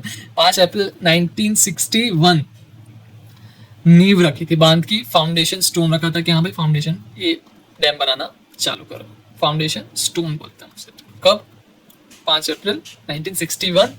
और उसी टाइम पे इन्होंने कहा था फाउंडेशन स्टोन 5 अप्रैल 1961 में कि भाई जो डैम होते हैं ये आधुनिक भारत के मॉडर्न इंडिया, एमआई यानी मॉडर्न इंडिया, मुंबई इंडियंस नहीं, मॉडर्न इंडिया के जो मंदिर है, टेम्पल्स, वो कौन है? डैम्स है। कितना परसेंट राइट है, आप एग्री करते नहीं करते आपकी मर्जी, बट ये dams are very important, very important. पानी के बिना क्या कर लोगे तुम, क्या ही कर लोगे आप। तो highways byways these are also very important parts. ठीक है, लॉजिस्टिक्स इज वेरी इंपॉर्टेंट, हर एस्पेक्ट आ रहा था। आईटी आ गया, IT is very important. So उन्होंने मंदिर बोला था डैम्स को। ठीक है, 1950 से जो 1960 का समय था ना, हम नए नए आजाद हुए थे। ठीक है, तो हमारे लिए बड़े प्रोजेक्ट्स यानी डेवलपमेंट, ठीक है, डेवलपमेंट यानी हम बड़े प्रोजेक्ट्स को ही डेवलपमेंट बोलते थे। पोस्ट इंडिपेंडेंस एम्बिशियस प्लानिंग, हम मतलब बोलते ना, अभी नए नए देश बने थे, आजाद देश बने थे, तो जो बड़ा इंफ्रास्ट्रक्चर, लार्ज इंफ्रास्ट्रक्चर वो seen as symbol of progress. बड़ा अगर इंफ्रास्ट्रक्चर बना रहे तो उसको प्रगति का नाम, प्रगति के साथ उसको हम मतलब बोलते हैं संबोधित कर रहे थे उसको प्रगति के, यानी प्रगति क्या है? बड़े प्रोजेक्ट, समझ जाओ। तो तब अवेयरनेस नहीं थी कि भाई एनवायरमेंटल और डिस्प्लेसमेंट कॉस्ट क्या होती है, कि भाई हम प्रोजेक्ट तो बना देते हैं बड़े बड़े उसके कारण, लेकिन जो वहाँ के लोग हैं उनको कितना सहना पड़ता है, या फिर कितने खर्चे उसके हो जाते हैं, कितनी जाने भी जाती है, कितनी ऑब्वियसली कितनी प्लांट्स मरे, कितने फिशेस, कितने एनिमल्स मरे, कितने लोग भी मरे होंगे। Affected communities had no voice in decision making, जिस जहां बना रहे वहां के लोगों से पूछा नहीं जाता, बस जाके बना देते हैं। तो बट यस, हम आजाद हुए थे तो हमारा एम्बिशंस बहुत ज्यादा था, हमें मतलब इंफ्रास्ट्रक्चर हमारे लिए प्रोग्रेस था। Okay 1969 Narmada water dispute tribunal, MCQ में बहुत इंपॉर्टेंट क्वेश्चन है। नर्मदा वाटर डिस्प्यूट ट्रिब्यूनल कब बनाया गया था? ठीक है, नर्मदा जल विवाद प्राधिकरण, ठीक है, NWDT, नर्मदा जल विवाद प्राधिकरण। क्या? नर्मदा जल विवाद प्राधिकरण। क्यों बना? क्योंकि एमपी, गुजरात, महाराष्ट्र और राजस्थान में पानी के बंटवारे को लेकर झगड़ा था। भाई देखो, सारी स्टेट गवर्नमेंट, एसजी यानी स्टेट गवर्नमेंट चाहेंगी कि भाई हमारे पास पानी हो, क्योंकि भाई पानी नहीं होगा तो क्या कर लोगे तुम? वोट लेने के उसके पहले 2 चांटे पड़ गए कि भाई पानी तो दो, पानी तो दो। ठीक है, तो water is important. Without water आपका सिटीजन अगर भूखा प्यासा तो आप कैसे वो आपको वोट देगा? वो आपको डांट के भगा देगा। कहीं कहीं जगह तो हाथापाई हो सकती है। तो एवरीबडी वांट्स वाटर, वाटर जल ही जीवन है। ठीक है, पानी चाहिए। पानी कहाँ से आएगा? नदियों में से आएगा। ठीक है, ग्राउंड वाटर में से आता है, लेकिन हर जगह ग्राउंड वाटर नहीं है। हर स्टेट गवर्नमेंट, हर पॉलिटिशियन जानता है कि भाई पानी की कीमत क्या है। ठीक है, politicians are very smart, very smart. तो ऑब्वियसली इसके नर्मदा जैसी नदी को छोड़ सकते हैं क्या? नहीं छोड़ सकते। एमपी वाले बोलेंगे भाई हमारे वहां से तो 1000 किलोमीटर बहती है, हमको चाहिए बहुत सारा पानी। महाराष्ट्र वाले बोलेंगे हमारे तरफ से भी यार थोड़ा बहती है। गुजरात वाले बोलेंगे यार समुद्र में तो मेरे पास ही बह रही है, मतलब मेरे पास जाके तो समुद्र में मिल रही है। तो राजस्थान बोलेंगे यार हमारे पास तो सच में पानी नहीं है। तो सच में पहुंचाइए पानी। Rajasthan is a very beautiful state यार। बहुत खून पिया है वहां के मिट्टी ने, बेचारे शूरवीर। हर स्टेट इंडिया का ना एक वाइब्रेंट मतलब है, हर स्टेट की एक बहुत प्यारी कहानी यहाँ पे। तो ये चारों स्टेट्स में बोलते झगड़ा हो गया कि भाई पानी किसको कितना पानी में कितना पानी मिलेगा, क्योंकि डिसाइड करना पड़ता है कि कौन सा डैम कितना पानी रुकेगा, कितने स्टेट्स को कितना पानी जाएगा। और उसी के लिए 1969 में नर्मदा वाटर डिस्प्यूट ट्रिब्यूनल बना, जिसको हम नर्मदा जल विवाद प्राधिकरण भी कहते हैं। ओके 1978 में भारत में नदी के पानी को लेकर राज्यों में बहुत झगड़े होते हैं। ठीक है, आर्टिकल 262 और interstate river water disputes act भी है, पूरा एक एक्ट है। इंटरस्टेट यानी स्टेट्स के बीच में, रिवर वाटर डिस्प्यूट एक्ट जो बहुत से झगड़े उसके कारण एक पूरा कानून बनाना पड़ा, एक बोलता है लॉ बनाना पड़ा। 1956 एक्ट का नाम है interstate river water disputes act 1956। इसके तहत ट्रिब्यूनल्स बनते हैं। नर्मदा के अलावा कावेरी, कृष्णा, गोदावरी ये नदियों पर भी ऐसे विवाद हैं, बट नर्मदा पे नर्मदा वाटर डिस्प्यूट्स ट्रिब्यूनल 1969 में बना। ठीक है, 1978 को ठीक है एनवायरमेंटल क्लियरेंस मिली, लेकिन प्रॉपर EIA क्या है? EIA क्या है? एनवायरमेंटल इम्पैक्ट असेसमेंट, एनवायरमेंटल क्या एनवायरमेंटल इम्पैक्ट असेसमेंट। ये क्या होता है? एनवायरमेंटल इम्पैक्ट असेसमेंट कोई भी प्रोजेक्ट से पर्यावरण पे कितना इम्पैक्ट पड़ेगा उसकी पूरी स्टडीज की जाती है। लेकिन 1978 में इस प्रोजेक्ट को क्लियरेंस मिल गया एनवायरमेंट, मतलब यहाँ पे इस एनवायरमेंट में सरदार सरोवर वाले केवड़िया में काम, मतलब डैम चालू करने की, काम चालू करने की कोई EIA यानी बिना किसी एनवायरमेंटल इम्पैक्ट असेसमेंट के उन्होंने काम करने की परमिशन दे दी, जो गलत था। पढ़ाई नहीं की कि भाई यहाँ से रिसर्च ही नहीं किया कि इसके ये जो डैम बनेगा उससे क्या क्या एनवायरमेंट को हार्म्स होंगे, क्या क्या प्रॉब्लम्स हो सकते हैं, फ्यूचर में क्या प्रॉब्लम्स आ सकते हैं, भाई कितने सारे पेड़ है जो शायद मर जाएंगे जिससे फ्यूचर में बहुत प्रॉब्लम हो सकती है। तो वो सब स्टडीज नहीं की गई और क्लियरेंस दे दिया, हाँ बनाओ बनाओ डैम बनाओ, हमको डेवलपमेंट दिखाने, लोगों को दिखाना है। ऑब्वियसली गवर्नमेंट चाहती है कुछ बड़े प्रोजेक्ट्स दिखा के, गवर्नमेंट वोट लेना तो चाहती है ना। 1 करोड़ लोगों को खुश करोगे या फिर 1 लाख आदिवासियों को निराश करोगे? गवर्नमेंट के सामने सीधा यही क्वेश्चन था कि 1979 में फिर जो नर्मदा वाटर डिस्प्यूट ट्रिब्यूनल है उन्होंने फाइनल क्या कहते हैं नतीजा बताया कि भाई डैम की हाइट 163 नहीं 138 मीटर्स तक की होगी और वाटर एलोकेशन डिसाइड किया कि भाई किस राज्य को, किस स्टेट को सबसे ज्यादा पानी मिलेगा। तो ऑब्वियसली MP को सबसे ज्यादा मिल रहा था, गुजरात को सेकंड नंबर पे, तीसरे नंबर पे राजस्थान को मिला था, चौथे पे महाराष्ट्र को मिल रहा था। ठीक है, ऑब्वियसली नेहरू जी ने कहा था dams are the temples of modern India. चलो और इसमें से एक क्वेश्चन सबसे इंपॉर्टेंट बन सकता है कि सबसे वो पूछते हैं MCQs में कि Narmada water dispute tribunal NWDT कब बनी गई थी? तो जवाब होना चाहिए 1969। Okay good. अब अगेन एक इंपॉर्टेंट पहली टाइमलाइन हमने देखी जो बोलते हैं ना पोस्ट प्री इंडिपेंडेंस 1946 में ही चालू हो गई थी। एंड अब हम सेकंड टाइमलाइन देखते हैं, राइज ऑफ मूवमेंट। ठीक है, अब आता है सबसे एक्साइटिंग और इंपॉर्टेंट हिस्से पर, आंदोलन कैसे शुरू हुए। ठीक है, 1985 में वर्ल्ड बैंक ने $450 मिलियन, नॉट रुपीज, $450 मिलियन का क्या बोलते हैं लगभग 3600 करोड़ यानी 3600 करोड़ रुपीस का लोन अप्रूव किया। ये उस समय भारत में बैंक फंडेड सबसे बड़ी परियोजनाओं में से, प्रोजेक्ट्स में से एक था। 3600 करोड़ रुपए वर्ल्ड बैंक ने इंडिया को इस प्रोजेक्ट के लिए एलोकेट किए थे, अप्रूव किए थे। 1985 में और 1988 में local resistance from group forms. अब होता क्या है, जो लोकल जो लोग थे उनको पता चल गया था कंस्ट्रक्शन चालू हो गया, सारी बातें तो ऑब्वियसली मतलब होता है फाउंडेशन कब की ले हो गई थी। ठीक है, तो अब जो लोकल्स थे उनसे वादे किए गए थे कि ऑब्वियसली अगर हम घर बना के आपका जमीन लेंगे तो उसके बदले में आपको जमीन देंगे, लेकिन ऐसा दिख नहीं रहा था। उसी के कारण लोकल रेजिस्टेंस दिखना चालू हो गया और मेधा पाटकर इस वैली में काम करना चालू किया। ठीक है, वो भी उन्होंने अपनी PhD छोड़ दी थी बाय द वे, टिस जो Tata institute of social science है वहां पे वो काम मतलब पढ़ रही थी, अपनी PhD छोड़ के इन लोगों के साथ जुड़ गई, नर्मदा बचाओ आंदोलन के साथ जुड़ गई और लोगों की आवाज बनी। ठीक है, और 1989 सबसे इंपॉर्टेंट देखो, 1985 से 88 3 साल, सॉरी 85 86 87 88 ये 3-4 साल बहुत डिस्प्यूट्स हुए, लेकिन प्रॉपर 1989 में MCQ क्वेश्चन है याद रखो, 1989 में नर्मदा बचाओ आंदोलन फॉर्मली लॉन्च हुआ। नर्मदा बचाओ आंदोलन फॉर्मली लॉन्च हुआ, अलग अलग छोटे ग्रुप जो पहले विरोध कर रहे थे अब एक साथ इकट्ठा होकर उन्होंने पूरा इस जो ये एक वॉर थी, ये स्ट्रगल था, उसको नाम दिया नर्मदा बचाओ आंदोलन। 1990 में मास मोबिलाइजेशन, मेधा पाटकर्स फर्स्ट मेजर फास्ट। अब जो बड़े पैमाने पर मोबिलाइजेशन शुरू, मतलब लोग बोलते हैं ना लोगों को हटाना चालू हुआ था, लोगों को उनकी जगह से मतलब भेजना चालू कर दिया था, उनको डिस्प्लेस करना चालू कर दिया था। और इस टाइम पे मेधा पाटकर ने पहला उपवास हंगर स्ट्राइक रखी थी। और बाबा आमटे जो एक वो भी एक मतलब बोलते हैं ना he is also an reformer, एक सोशल एक्टिविस्ट है, अच्छा काम करते हैं, सामाजिक काम करते हैं, और बाबा आमटे ने उन्हें ज्वाइन किया था। ठीक है, तो 76 साल के थे उस टाइम पे और वही वैली में आके उन्होंने रहना चालू कर दिया था। ये आई थिंक लेप्रोसी, जो बाबा आमटे थे ना, ये लेप्रोसी बीमारी के अगेंस्ट भी काम करते थे। आनंद वन इन्होंने शायद चालू किया था, आगे हम देख लेंगे, बट इन्होंने भी ये आंदोलन को ज्वाइन किया। 1991 में world bank appoints independence review. जब इतने पैमाने पे आंदोलन हो रहे थे, इतने पैमाने में क्रिटिसिज्म आ रहा था, इतने लोग हंगर स्ट्राइक पे थे, तो ऑब्वियसली वर्ल्ड बैंक की नजरों में आने वाला था क्या सरदार सरोवर को लेकर इतना सब क्या हो रहा है। तो उन्होंने एक इंडिपेंडेंट रिव्यू किया।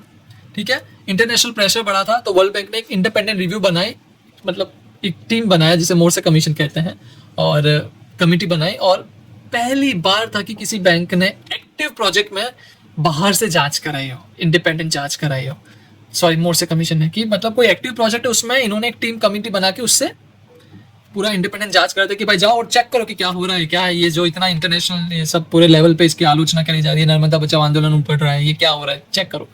और 1991 में वो कमीशन बैठा और एक साल बाद 1992 में मोर से रिपोर्ट आई और ये बांध की बहुत बड़ी आलोचना, डिवास्टेटिंग क्रिटिक्स उसको मिले, डिवास्टेटिंग क्रिटिक ऑफ कि भाई यहाँ तो साला झोल झाल हो रहा है, ये तो बहुत बुरी तरह फेल है प्रोजेक्ट, मतलब बहुत बहुत इसके अगेंस्ट तो बहुत ज्यादा वो हो रहा है, क्या बोलते हैं लोग, बहुत ज्यादा विरोध कर रहे हैं, बड़ा नाम है लेकिन यहाँ पे डिस्प्लेसमेंट बहुत ज्यादा है, इसको बोलते हैं क्रिटिसाइज किया जाता है।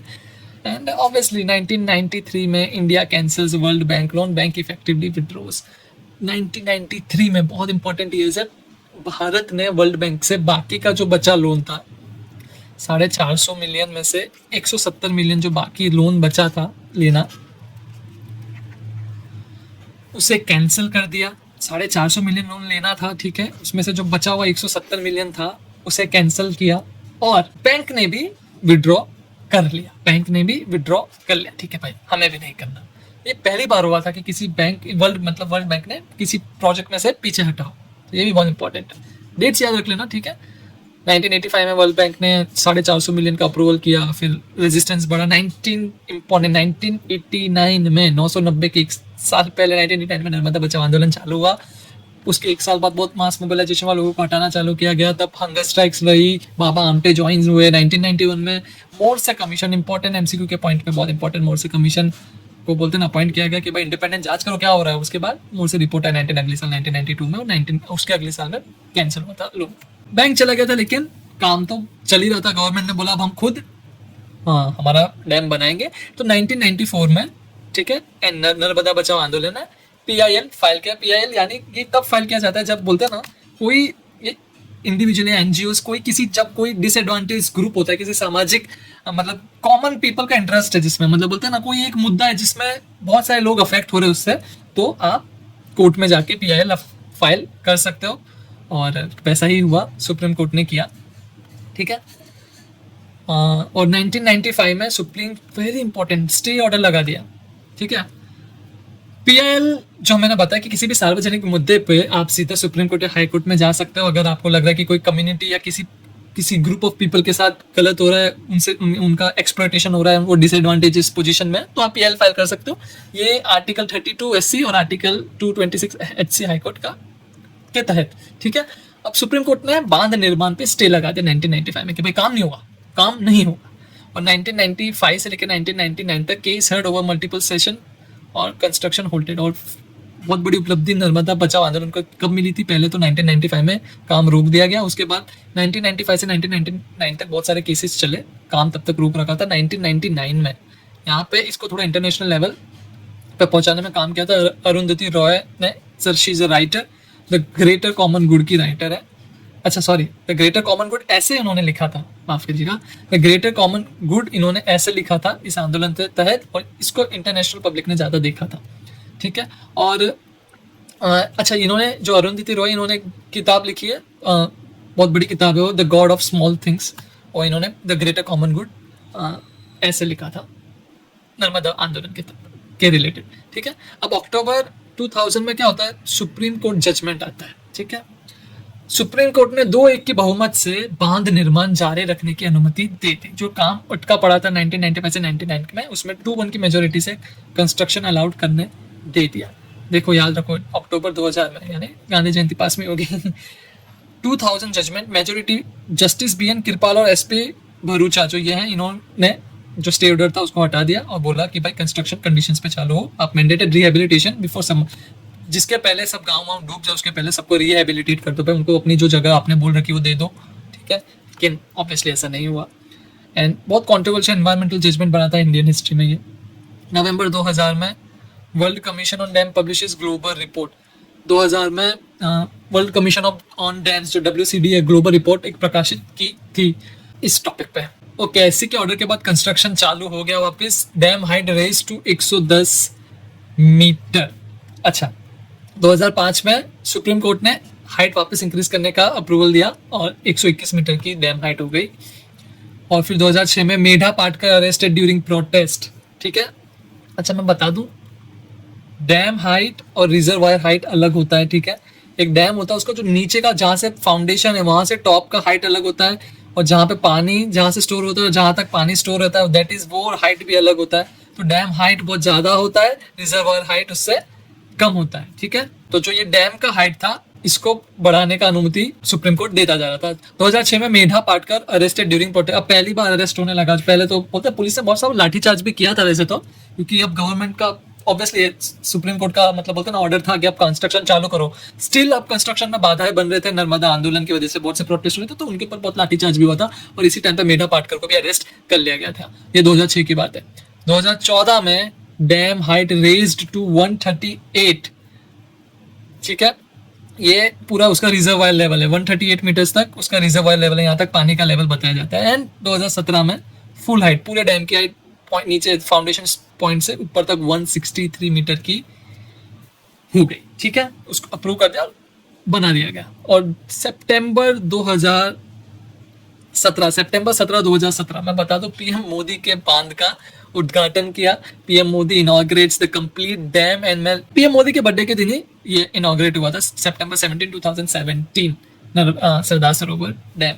ओके, ठीक है। ओके, 2017 में हमारा सरदार सरोवर इनॉग्रेट हुआ 17 सितंबर, पीएम मोदी के ही बर्थडे के दिन 2017 में। उसके बाद 2018 में स्टैच्यू ऑफ यूनिटी का उद्घाटन हुआ। 182 मीटर, वर्ल्ड की सबसे ऊंची स्टैच्यू, जो किसके ऊपर बनी है? डैम भी सरदार सरोवर के ऊपर, यानी सरदार वल्लभ भाई पटेल के ऊपर है। स्टैच्यू ऑफ यूनिटी भी सरदार वल्लभ भाई पटेल को ही डेडिकेट करते हुए बनी 31 अक्टूबर, यानी जब this is birth anniversary of iron man, हमारे आयरन मैन की, यानी सरदार वल्लभ भाई पटेल की बर्थ एनिवर्सरी, उसी दिन इसका उद्घाटन हुआ। वर्ल्ड की सबसे बड़ी स्टैच्यू एल&टी ने बनाई है, जाइए कभी, it's a very beautiful place.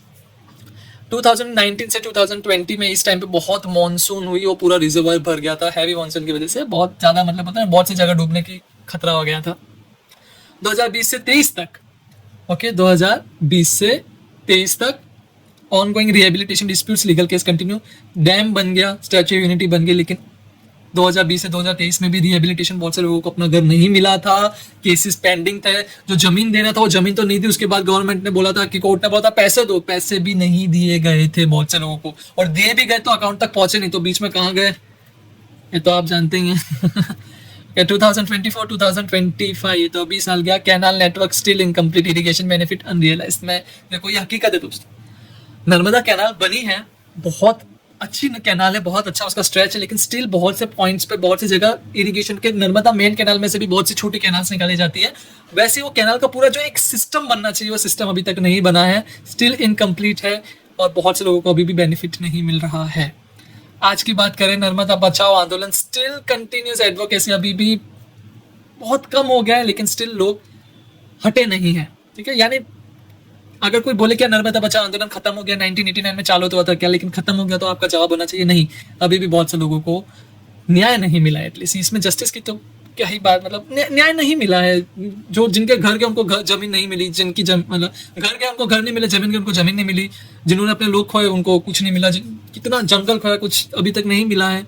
और अगर हम समझें तो जो पैसे देने की बात की थी लॉ के तहत, वो भी बहुत से लोगों को नहीं मिला, तो ऑब्वियसली अभी भी लड़ाई चालू है। ठीक है, तो अभी की ऑनगोइंग इश्यूज क्या है? सबसे पहले तो रिहेबिलिटेशन, जो नया घर सबको देना था, नया बसेरा करके देना था, that is incomplete. Canal network अभी भी शेड्यूल के पीछे है। एनवायरमेंटल डैमेज, अभी भी इतना बड़ा प्रोजेक्ट बना है, तो उससे जो प्रकृति को नुकसान हुआ था वो एक दिन में। आप समझो ना, आपने 500,000 साल पुराने पेड़ और या फिर लेट्स से इकोसिस्टम अगर आपने पानी के नीचे डुबा दिया है, और आप बोल रहे हो कि उसकी जगह हमने नए प्लांट्स उगा दिए हैं, बट डू यू थिंक कि 2-3 साल या फिर 5-6 साल पुराने प्लांट्स ये 500,000 साल पुराने इकोसिस्टम को जैसा काम कर सकते हैं? आंसर इज डेफिनेटली नहीं कर सकते। लीगल बैटल्स आज भी चल रही है, और आंदोलन, लेकिन बोलते हैं ना थोड़ा कंस्ट्रेंट सिविक स्पेस, अब आंदोलन थोड़ा सा सिकुड़ रहा है, मतलब आंदोलन कम हुआ है, अब बहुत डिमिनिश लेवल पे चला गया, हम लोग बात भी नहीं करते। मेधा पाटकर, ये वो इंसान है जिसने नर्मदा बचाओ आंदोलन को बोलते ना जान दी, जिन्होंने नर्मदा बचाओ आंदोलन को जान दी। ये 1 दिसंबर 1954 में पैदा इन्होंने जन्म लिया था। ठीक है, और अपना पूरा जीवन इस आंदोलन को दे दिया, ऐसा कह सकते हो। इन्होंने अपनी पीएचडी छोड़ दी थी, ठीक है, जो वो टिस से करी थी। बहुत से बच्चों का मन होता है टिस से पढ़ाई करने का। एमए इन सोशल साइंस कर रही थी, उन्होंने पीएचडी अपनी छोड़ी ताकि कम्युनिटीज के साथ काम कर सके। नॉन वायलेंट रेजिस्टेंस टैक्टिक्स अपनाई, यानी बिना किसी मार पीट के इन्होंने, बिना किसी बोलते ना हस्त मतलब झगड़े के इन्होंने एकदम जो एक डेमोक्रेटिक कंट्री में होना चाहिए, आंदोलन किए, हंगर स्ट्राइक्स की, लोगों को जागरूक किया एंड वो टैक्टिक्स अपनाई और अपना काम किया। अब समझ लो ना, अपने कंफर्टेबल लाइफ छोड़ के ये गांव गरीबों के, आदिवासियों की मदद के लिए पीछे लग गए। ये बहुत बड़ी बात है, ठीक है। ये बहुत ज्यादा इन्होंने फास्ट, लंबे लंबे बोलते हैं ना, भूख मतलब हंगर स्ट्राइक्स की, जल समर्पण, जो बहते पानी में रह के, ये समर्पण मतलब जल समर्पण, ये इनका एक टैक्टिक्स था। ये बहते पानी में खड़े रह के मतलब बोलते हैं आंदोलन करते थे और विरोध अपना स्पष्ट करते थे। और मेथड्स यूज इन्होंने गांधीयन सत्याग्रह। गांधीयन सत्याग्रह क्या होता है, यानी नॉन वायलेंट जो बोलते हैं हम, शांतिपूर्वक विरोध किया, हंगर स्ट्राइक किए, मास रैलीज की, बहुत सारे लोगों को एक साथ इकट्ठा करके रैलीज निकाली, पीआईएल की, obviously very important, international advocacy, obviously ऐसे लोग इनके साथ जुड़े और फिर इंटरनेशनल लेवल पे बात भी गई। और ऑब्वियसली आप देखो ना, वर्ल्ड बैंक ने लोन कैंसिल करा दिया। और फिर इन्होंने बहुत से लोगों को एक साथ लाके, कॉलिशन मतलब सारे लोगों को एक साथ लाके एक गोल की तरफ आगे बढ़ी। इन्हें क्या रिकॉग्निशन मिला, इन्हें सम्मानित किया गया राइट लाइवलीहुड अवार्ड के साथ, गोल्डमैन एनवायरमेंटल प्राइज के साथ इन्हें संबोधित किया। इनका एक कोट भी यहाँ पे मैं बता देता हूँ। I believe in the politics of the river, the politics of earth, the question is who will protect our rivers, our earth, our people. यानी मैं नदी की राजनीति में, धरती की राजनीति में विश्वास करती हूँ। सवाल ये है, हमारी नदियों को, हमारी धरती को, हमारे लोगों को कौन बचाएगा। राइट लाइवलीहुड अवार्ड को और किस नाम से जाना जाता है, तो आप लिख सकते हो ऑल्टरनेटिव नोबेल प्राइज से उसे जाना जाता है। और गोल्डमैन एनवायरमेंटल प्राइज किस क्षेत्र में दिया जाता है, तो उसका ऑब्वियसली सिंपल आंसर है, एनवायरमेंट क्षेत्र में उसको दिया जाता है, ठीक है। ओके, अदर इंपॉर्टेंट पर्सनालिटीज कौन थी उसके बारे में भी बात कर लेते हैं हम। मेधा पाटकर अकेली नहीं थी, उनके साथ बाबा आमटे भी जुड़े थे, ठीक है। फाउंडर आनंद वन, जो मैंने बोला था लेप्रोसी कम्युनिटी, जो एक बीमारी, इन्फेक्शियस बीमारी है, तो इन्होंने उससे जो कम्युनिटी में काम करने वाला एक इन्होंने आनंद वन उसको फाउंड किया था। नर्मदा वैली में 76 की एज में नर्मदा वैली में आके बस गए थे ताकि आंदोलन का पार्ट बन सके। बाबा आप्टे को रेमन मैग्सेसे अवार्ड, जो फिलीपींस के प्रेसिडेंट और मिलिट्री ऑफिसर थे, बहुत प्रेस्टिजियस मतलब अवार्ड माना जाता है, उससे सम्मानित किया गया था। इस present gave moral legitimacy to the movement. देखो, एक होता है कि कोई चीज, कोई लॉ सही है या गलत है, तो उसको लीगल लेजिटिमेसी बोलते हैं। एक मोरल लेजिटिमेसी, यानी बोलते हैं ना, क्या ये सही है या गलत है, उसको, ये इस पूरे जो आंदोलन को बोलते हैं ना, एक सही रूप देने में इनका बहुत बड़ा हाथ था बाबा आमटे का। अरुंधति रॉय, जो हमने बताया था, जो बुकर प्राइज विनिंग ऑथर है, बहुत बड़ी ऑथर है। By the way, Baba Amte अब नहीं है हमारे साथ। अरुंधति रॉय, इन्होंने भी book the greater common good publish किया था, ऐसे इंटरनेशनल अटेंशन लेके आई थी नर्मदा पे, बहुत बड़ा हाथ था इनका भी। Return national award in the protest के तहत इन्होंने को जो नेशनल अवार्ड मिला था वो दे दिया था वापस। और इनका भी एक what big dams are to a nation's development what nuclear bombs are to its military arsenal. इन्होंने तो जो बोलते हैं ना, बिग डैम्स को नेशनल मतलब न्यूक्लियर बॉम्ब के साथ ही कंपेयर कर दिया। सुंदरलाल बहुगुणा, ये भी थे, चिपको मूवमेंट लीडर थे, और इन्होंने भी नर्मदा बचाओ आंदोलन को फॉरेस्ट के साथ लिंक किया, डैम स्ट्रगल्स के साथ लिंक किया, और एनवायरमेंटल गांधीयन थे ये भी, शांतिपूर्वक आंदोलन करना इनको, मतलब इन्होंने भी शांतिपूर्वक आंदोलन किया था, ये भी एक की फिगर थे। प्रोफेसर विजय पारंजपे इकोनॉमिस्ट थे, तो ये सारे इकोनॉमिक पर्सपेक्टिव इन्होंने बताए थे, सामने जनता के सामने रखे थे कि भाई जो ये डैम है, इसमें जो बनाने में इतना जो पैसा लग रहा है, जो गवर्नमेंट का, मतलब गवर्नमेंट का पैसा नहीं, क्या लोगों का पैसा, नॉर्मल लोगों का पैसा ये लग रहा है, इतना पैसा तो लग रहा है, लेकिन ये इतना बोलते ना वायबल नहीं है, इतना खर्च करना सही नहीं लग रहा है, बिकॉज बोलते ना सामने रिटर्न बहुत लोगों को पीड़ा सह के देना पड़ रहा है। अच्छा, वर्ल्ड बैंक का पार्ट भी समझ लो। देखो, वर्ल्ड बैंक है 1944 में मतलब बना था, वॉशिंगटन डीसी में इसका मेन सेंटर है। डेवलपिंग जो भी नेशंस है, जैसे इंडिया हो गया, लेट्स से चाइना, तो अब हम क्या ही कंपेयर करें, चाइना तो बहुत आगे बढ़ गया है, इंडिया हो गया, ब्राजील है, फिर हमारा पाकिस्तान ये जो डेवलपिंग नेशंस है, South Africa, all this nations, इन जो भी ये डेवलपिंग नेशंस है, इनको इंफ्रास्ट्रक्चर में हेल्प करता है बाय लोन देके वर्ल्ड बैंक, ठीक है। इंडिया पार्लियामेंट हाउस जो है ना, उसके पास भी एक पूरा ब्लॉक है जिसमें वर्ल्ड बैंक का दफ्तर भी है। वर्ल्ड बैंक ने 1985 में सरदार सरोवर प्रोजेक्ट पे 450 मिलियन, जो मैंने बताया था लगभग 3600 करोड़ जितना था, उसका अप्रूवल किया था। One of the largest bank funded projects in India, ठीक है, ओके। ये अच्छा, अब ये बैंक क्यों इन्वॉल्व था वो भी समझ लो। देखो वर्ल्ड वॉर टू के बाद ना development model favoured large infrastructure. World War two के बाद जो बड़ा इंफ्रास्ट्रक्चर को एक इकोनॉमिक ग्रोथ जैसे माना जाता था, तो जहां बड़े प्रोजेक्ट्स होंगे वहां पे इकोनॉमिक ग्रोथ भी होगी, वहां पे जहां पे इकोनॉमिक ग्रो करेगी ऑब्वियसली वहां पे बोलते हैं वहां के लोगों को व्यवसाय मिलेगा और नेशंस के बीच में कनेक्शंस बढ़ेंगे। इट्स बहुत पूरा माइक्रो लेवल से मैक्रो लेवल की बात हो जाती है। तो कोई भी देश अगर ग्रो करना चाहता है इकोनॉमिकली तो उनके पास लार्ज इंफ्रास्ट्रक्चर होना चाहिए, और इस बैंक का काम ही लोगों बोलते हैं ना देशों को, जो डेवलपिंग नेशन है उनको इकोनॉमिकली स्ट्रॉन्ग, उनको इकोनॉमिकली मदद करके उनको डेवलप, नॉट डेवलप्ड नेशन की तरफ ही 100% भेजना था, लेकिन एटलीस्ट उन्हें मदद करनी थी ताकि वो भी अच्छे से डेवलप कर सके।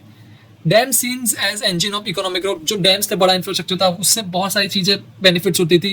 वो बोलते हैं ना वो पैसे चीजें ज्यादा देता है, लाइक उससे बिजली बन रही है, उससे पानी मिल रहा है, उससे फ्लड बच रही है। तो इन सब में जो बोलते हैं ना, अब बिजली मिल रही है तो ऑब्वियसली बोलते हैं ना धंधा चलेगा, काम होगा, उससे एम्प्लॉयमेंट होगी, पानी पहुंचेगा तो लोग खुश रहेंगे, पानी यूज करके तो इंडस्ट्रीज चलेंगी, और फ्लड रुकेगा तो अननेसेसरी खर्चा गवर्नमेंट का नहीं होगा। तो लार्ज डैम प्रोजेक्ट बैंक हमें मतलब बैंक प्रमोट कर रही थी, और इंडिया एक बहुत बड़ा मेजर बोरोवर था क्योंकि इंडिया बहुत जल्दी से डेवलप कर रहा है, कर रहा था, कर भी रहा है। लेकिन 1980 से 1990 के बीच में, जैसा हमने जो टाइमलाइन में बोला था, international NGOs raised alarm about displacement. जो लोगों को एक जगह से दूसरी जगह करना था, तो एनजीओज, इंटरनेशनल एनजीओज ने आवाज उठाई। बैंक की जो on policies on resettlement well being violated, जो बैंक की खुद की पॉलिसीज थी, जो इंटरनेशनल पॉलिसीज रहती है, ये बैंक की खुद की पॉलिसीज होंगी कि भाई अगर कोई डिस्प्लेसमेंट हो रहा है या कोई बन रहा है, कोई बड़ा लार्ज अगर डैम है, तो जो वहाँ के लोगों को आप डिस्प्लेस करोगे वो कैसे करोगे, उनको फिर बदले में आप क्या दोगे। तो उन सबके लिए पूरा इनका एक रोड मैप होता है, एक पूरा बोलते हैं एक प्रोटोकॉल होता है, वो फॉलो नहीं हुआ था। एविडेंस ऑफ इनएडिक्वेट रिहेबिलिटेशन के, भाई लोगों को हटाते रहे लेकिन आप उनको जगह ही नहीं दे रहे हो।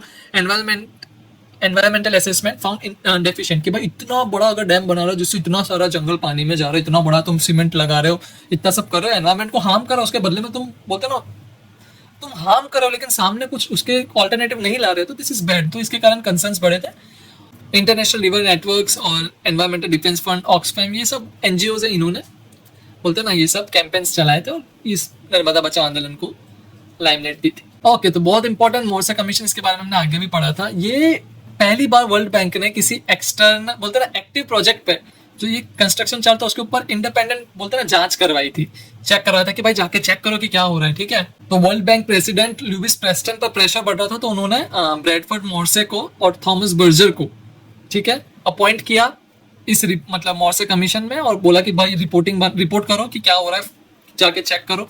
और इन्होंने 1991 से 1992 में सब चेक किया, जो ऑनगोइंग साइट पे कि जो ऑन मतलब जो सरदार सरोवर बन रहा था।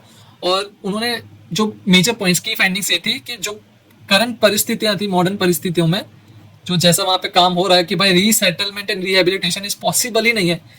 ऐसा नहीं बोला कि इज नॉट एडिक्वेट, कि अच्छे से नहीं हो रहा, बोला पॉसिबल ही नहीं है। अच्छा, सेकंड पॉइंट था कि एनवायरमेंटल इंपैक्ट असेसमेंट। हमने क्या बोला था, इसको एनवायरमेंटल क्लियरेंस मिल गई थी कि हाँ भाई काम चालू करो, लेकिन कोई भी एनवायरमेंटल इंपैक्ट असेसमेंट हुई नहीं थी कि क्या इस पे नेचर पे अफेक्ट हुआ था, वो बनाए उसके बिना ही ये क्लियरेंस मिल गया था। तो ऑब्वियसली उसे फंडामेंटली फ्लॉड बताया गया, उसको बोलते ना, उसको बिल्कुल यहाँ पे बोलते हैं ना उसकी आलोचना की गई कि कोई इन्वायरमेंटल इंपैक्ट असेसमेंट हुआ नहीं और काम चालू करा दिया। Bank had failed to follow its own policy. Bank ने खुद की नीतियों का ही पालन नहीं किया। Human cost well being systematically underestimated. जो बोलते हैं ना मानवीय कीमत को जानबूझकर कम आंका गया, यानी इतना सारा बोलते हैं ना, आप सामने देख रहे हो कि हाँ करोड़ों लोगों को पानी मिलेगा, ऐसा मिलेगा, लेकिन सामने लाखों लोगों को इतना जो प्रॉब्लम हो रहा है उसको भी तो देखो। Recommended the bank to step back from the project. भाई रिकमेंड किया जाए भाई पीछे हो जाओ, यार ये तो बहुत बोलते हैं ना झोल झाम लग रहा है, पीछे हो जाओ, ठीक है। 1991 से 1992 मोरसे कमीशन था, उसने अपनी रिपोर्ट दे दी थी। अब मोरसे रिपोर्ट पब्लिश हुई जून 1992 में। Bank management under intense pressure, इतना सब जो प्रॉब्लम हो रही थी, तो बैंक भी बहुत प्रॉब्लम में था क्योंकि लोन तो इन्होंने अप्रूव कर रखा था। तो इन्होंने नई कंडीशंस बना दी कि भाई एक काम करो, वर्ल्ड बैंक ने नई शर्तें रख के तैयार कर दी कि यार यही शर्त है, इस पर अगर आप काम करोगे तो ही हम सरदार सरोवर बनने देंगे। लेकिन इंडिया ने बोला नहीं भाई, शर्तें मंजूर नहीं। गवर्नमेंट को देखो, गवर्नमेंट को फुल फ्लेजेडली प्रोजेक्ट कंप्लीट करना था, बिकॉज बड़ा प्रोजेक्ट यानी आप बड़ा बोलते ना, आपका बड़ा वो बन गया ना, मैनिफेस्टो में आप दिखा सकते हो कि हमने ये किया है। एंड दैट्स व्हाई उन्होंने एक्सेप्ट करने से मना कर दिया, बिकॉज ऑब्वियसली गवर्नमेंट तो वोट देख रही थी, और एक्सेप्ट करने से मना कर दिया। एंड उन्हें गवर्नमेंट का मेन फोकस डेवलपमेंट पे था, सीधी सी बात है, और कैंसिल कर दिया कि भाई। और मार्च 1993 में इंडिया ने जो बाकी का 170 मिलियन का जो लोन बचा हुआ था उसको मना कर दिया। और इंडिया ने क्यों मना किया, दैट इज वेरी इंपॉर्टेंट। देखो, इंडिया ने शर्तें मानने से मना कर दिया, और सीधा कह दे कि भाई अब बाहर के लोग हमें बताएंगे कि भाई मतलब हमें बनाना है, कैसे बनाना है, क्या करना। तो जो सख्त, जो बाद में इतने प्रेशर के बाद जो नई शर्तें लाई थी, उन्होंने, इंडिया ने बोला भाई हम बिना तुम्हारी मदद के हम तो बनाएंगे, और गवर्नमेंट को बनाना ही था। तो उन्होंने जो बाकी का 170 मिलियन रिमेनिंग लोन था वो जाने दिया। ठीक है, lasting impact on world bank. अच्छा, वर्ल्ड बैंक पे क्या इम्पैक्ट पड़ा? अच्छा, फिर चेंजेस क्या है? इंस्पेक्शन पैनल, जो भी मतलब इन्होंने भी चेंजेस किए, वर्ल्ड बैंक ने भी चेंजेस किए कि भाई जो भी लोग डायरेक्ट अफेक्ट हो रहे हैं ना इतने बड़े बड़े प्रोजेक्ट से, वो डायरेक्ट कंप्लेन कर सकते हैं। ठीक है, जो इनवॉलेंटरी रिसेटलमेंट पॉलिसी है कि भाई बिना किसी के परमिशन के अगर हम उन्हें रिसेटलमेंट, अगर उन्हें कहीं दूसरी जगह रिसेटल करें तो उसकी पॉलिसी में थोड़े सुधार लाए। एनवायरमेंटल असेसमेंट पॉलिसी की भाई एनवायरमेंट में क्या क्या चेंज आएगा उसको और अच्छे से, आप बोलते हैं ना, उसको और डेवलप करो, ज्यादा पॉइंट्स उसमें इंक्लूड करो ताकि एनवायरमेंट को ज्यादा प्रॉब्लम ना हो सके। और भी बहुत से पॉइंट्स बनाए इन्होंने। लार्ज इंफ्रास्ट्रक्चर पे अपना पर्सपेक्टिव चेंज किया। ग्रेट एम्फेसिस कंसल्टेशन और पार्टिसिपेशन, लोगों को ज्यादा, जो भी स्टेक होल्डर्स है सबको बोलते हैं ना प्रोजेक्ट में इन्वॉल्व करके उनकी सबके पक्ष जानने की बात चालू की। और ये पहली बार दिस वाज फर्स्ट टाइम एक बहुत इतने बड़े मेजर बोरो, इंडिया एक मेजर बोरोवर था। इंडिया ऑब्वियसली बोलते हैं वर्ल्ड बैंक से बहुत पैसे ले रहा था, बोरो करता था, क्योंकि हम डेवलप कर रहे थे, जिसने रिजेक्ट किया था वर्ल्ड बैंक की कंडीशन को। Civil society pressure force bank retreat, a large infrastructure project lost bank support mid, बीच में आके इतना बड़ा, बोलते हैं ना, इतने बड़े प्रोजेक्ट ने बैंक सपोर्ट छूट गया, इतने बड़े प्रोजेक्ट से बैंक सपोर्ट छूट गया था। अब देखो, आंदोलन से जुड़े हम दोनों इंपॉर्टेंट पर्सपेक्टिव समझते हैं। एक जो प्रो डैम पर्सपेक्टिव है, जो गवर्नमेंट और सपोर्टर्स, जो सरदार सरोवर के सपोर्टर्स थे कि ये डैम बनना चाहिए, उसके तहत है कि सबसे पहले तो ऑब्वियसली डैम बन रहा था नेशनल डेवलपमेंट, ये इकोनॉमिक ग्रोथ लाता है। ड्रॉट रिलीफ, कच्छ जैसे एरियाओं में, बहुत जगह जहाँ पे सौराष्ट्र जैसे एरिया में पानी पहुंचाएगा। एग्रीकल्चर ट्रांसफॉर्मेशन, अब जो जहाँ पे चावल जैसी ज्यादा पानी की खेती नहीं हो सकती थी वहां पे ज्यादा पानी जाएगा। ड्रिंकिंग वाटर, बहुत से लोगों को साफ पानी मिलेगा। 1450 मेगावाट हाइड्रो पावर, इतनी ज्यादा बिजली हम क्लीन एनर्जी बना रहे होंगे, इससे बोलते हैं ना हाइड्रो एनर्जी, जो हाइड्रो इलेक्ट्रिसिटी क्लीन एनर्जी है, जो बोलते हैं ना थर्मल पावर प्लांट से बनाते हैं, उसमें बहुत ज्यादा बोलते हैं ना पॉल्यूटेंट्स निकलते हैं। Greater good, some displacement is inevitable for national benefit, यानी देखो भाई इकोनॉमिक ग्रोथ में जैसा बोला ना कि कुछ लोगों को थोड़ा तो सेक्रीफाइस करना पड़ता है। Technical expertise, engineers and planners knows best project is scientifically design, तो भाई बड़ी बड़ी कंपनीज इसे बना रही थी तो उन्हें पता है क्या बेस्ट है।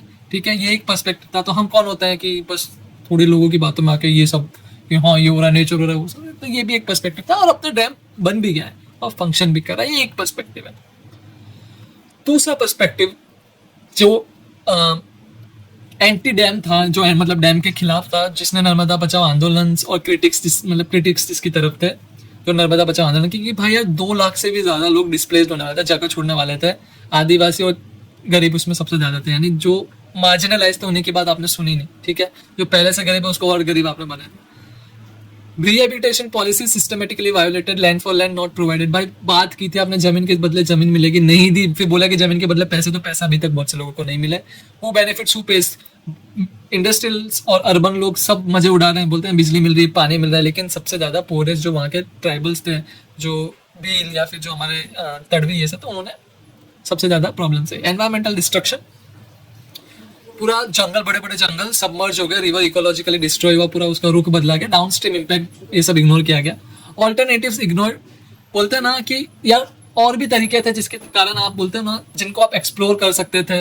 रेन वाटर हार्वेस्टिंग जैसे प्रोग्राम्स कर सकते थे, वाटर शेड मैनेजमेंट, अलग अलग तरीके के बोलते हैं ऑल्टरनेटिव्स आपने देखे ही नहीं। और डेमोक्रेटिक डेफिसिट, यानी आपने पहले जो लोकतंत्र में जो जनता है उसी की बात नहीं, उन्हीं से कंसेंट नहीं लिया। जो अफेक्टेड कम्युनिटीज है जिनका घर उजड़ने वाला था, उन्हीं से आपने कोई कंसेंट नहीं लिया, तो ये डेमोक्रेसी के खिलाफ है। Flawed economics, independent analysis show cost exceeds benefit. उन्होंने बताया कि भाई जितना डैम को बनाने में इतना बड़ा जो आपने खर्चा लगा दिया, इतना तो डैम रिकवर करके ही नहीं दे रहा, या डैम की वजह से जो भी इरिगेशन है जो भी हो रहा है उससे इतनी इकोनॉमिक ग्रोथ नहीं हो रही जितना आपने खर्चा कर दिया। और ये डेवलपमेंट मॉडल की इतने बड़े बड़े डैम बना के बोलते ना इतना रिहेबिलिटेशन कर देने का, ये सब करने का, ये मॉडल ही बेकार है। अच्छा, ये वादे किए गए थे, उसके सामने सच्चाई क्या है? वादा, इरिगेशन में वादा किया था 1 मिलियन हेक्टर्स, बोलते हैं ना कि पानी 1 मिलियन हेक्टर्स जितनी जमीनों को बोलते हैं ना अच्छे से पानी मिलेगा, लेकिन अभी तक सिर्फ 30 to 40% कैनल नेटवर्क ही कंप्लीट हुआ, यानी बहुत पीछे है। रिहेबिलिटेशन, लैंड की जगह लैंड मिलेगी, लेकिन बहुत से लोगों को सिर्फ कैश मिला, जमीन के बदले जमीन नहीं मिली, और बहुत से लोग अभी भी अनरिहेबिलिटेटेड है। डिस्प्लेसमेंट, गवर्नमेंट बोलती थी 40,000, लेकिन एक्चुअल में 85,000 से 1 लाख से ऊपर ज़्यादा और टाइमलाइन ऐसी बोली गई थी कि 1990 तक बन जाएगा, लेकिन 2017 में कंप्लीट हुआ। कॉस्ट 6000 बोली गई थी, 6000 करोड़ में हो जाएगा, लेकिन 50,000 करोड़ खर्चा लग गया। प्रॉपर असेसमेंट क्लेम्ड एनवायरनमेंट को खतरा नहीं है, नुकसान नहीं है, ऐसा पहले क्लेम किया, गवर्नमेंट ने प्रॉमिस किया था, लेकिन मैनी वायलेशंस हुए, बहुत से वायलेशंस नेचुरल पर्सपेक्टिव से हुए, ऐसा कहा जाता है। ड्रिंकिंग वाटर 9633 विलेजेस को मिलेगा, अभी तक पार्शल गाँवों को ही मिला, सबको नहीं मिला है। पावर 1450 मेगावाट, यस अचीव, ये हमने अचीव कर लिया, पानी के फ्लो पर डिपेंड करती है। बहुत इंपॉर्टेंट स्लाइड है। रिहेबिलिटेशन, सुप्रीम कोर्ट ने क्या बोला था, क्या मैंडेट दिया था कि भाई क्या होना चाहिए। सुप्रीम कोर्ट ने बहुत अच्छा ऑर्डर दिया था कि भाई मिनिमम 2 हेक्टेयर यानी 5 एकड़ जितनी एरिगेबल यानी जो इरिगेबल यानी खेती करने वाली जमीन है वो मिलनी चाहिए। कंपेरेबल क्वालिटी लैंड, जितनी जैसी मतलब बोलते हैं ना, एक जैसी जमीन गई है वैसी एक अच्छी quality land. Preference for relocation in the same estate, हो सके तो आसपास के एरिया में उन्हें जमीन दे दी जाए। House plot to be provided, constructed house और हाउसिंग ग्रांट, या तो उनको कंस्ट्रक्टेड हाउस बना के दो, अगर किसी का घर गया है तो, किसी की जमीन गई तो उसको जमीन दो, जिसका घर गया उसको एक अच्छा सा कंस्ट्रक्ट करके दो, कंस्ट्रक्ट करके नहीं दे सकते तो उसको घर बनाने में मदद करो, ठीक है, ओके। स्कूल, अस्पताल, drinking water, electricity, road connectivity, अगर इनसे कोई इन्हें प्रोवाइड होनी चाहिए जहाँ पे भी आप इन्हें रिहेबिलिटेट कर रहे हो। जो आदिवासी उनके हित में, उनके राइट्स को देखा जाए, उनके कम्युनिटी जो साथ में रहते थे उनको वैसे ही कम्युनिटी रीसेटलमेंट किया जाए, कि एक ट्राइबल पूरे ग्रुप को उठाए तो वैसे ही उनके पूरे ग्रुप का एस्टेब्लिश किया जाए, उनके कल्चर को ध्यान में रखते हुए।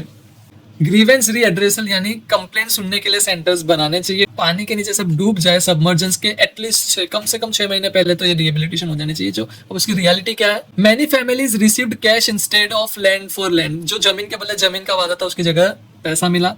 Cash compensation often below the market value, जो जमीन जितनी, लेट सपोज अगर 5 लाख की जमीन गई, सामने मिले सिर्फ 2 लाख, सामने मिले सिर्फ 3 लाख, तो जितना कंपनसेशन मिला मार्केट वैल्यू से कम था। Resettlement sites lacked promised amenities, जो एमिनिटीज बोले थे कि भाई यहाँ एक अस्पताल होगा, स्कूल होंगी, बिजली होगी, वो वहाँ पे कुछ भी नहीं था ऐसा।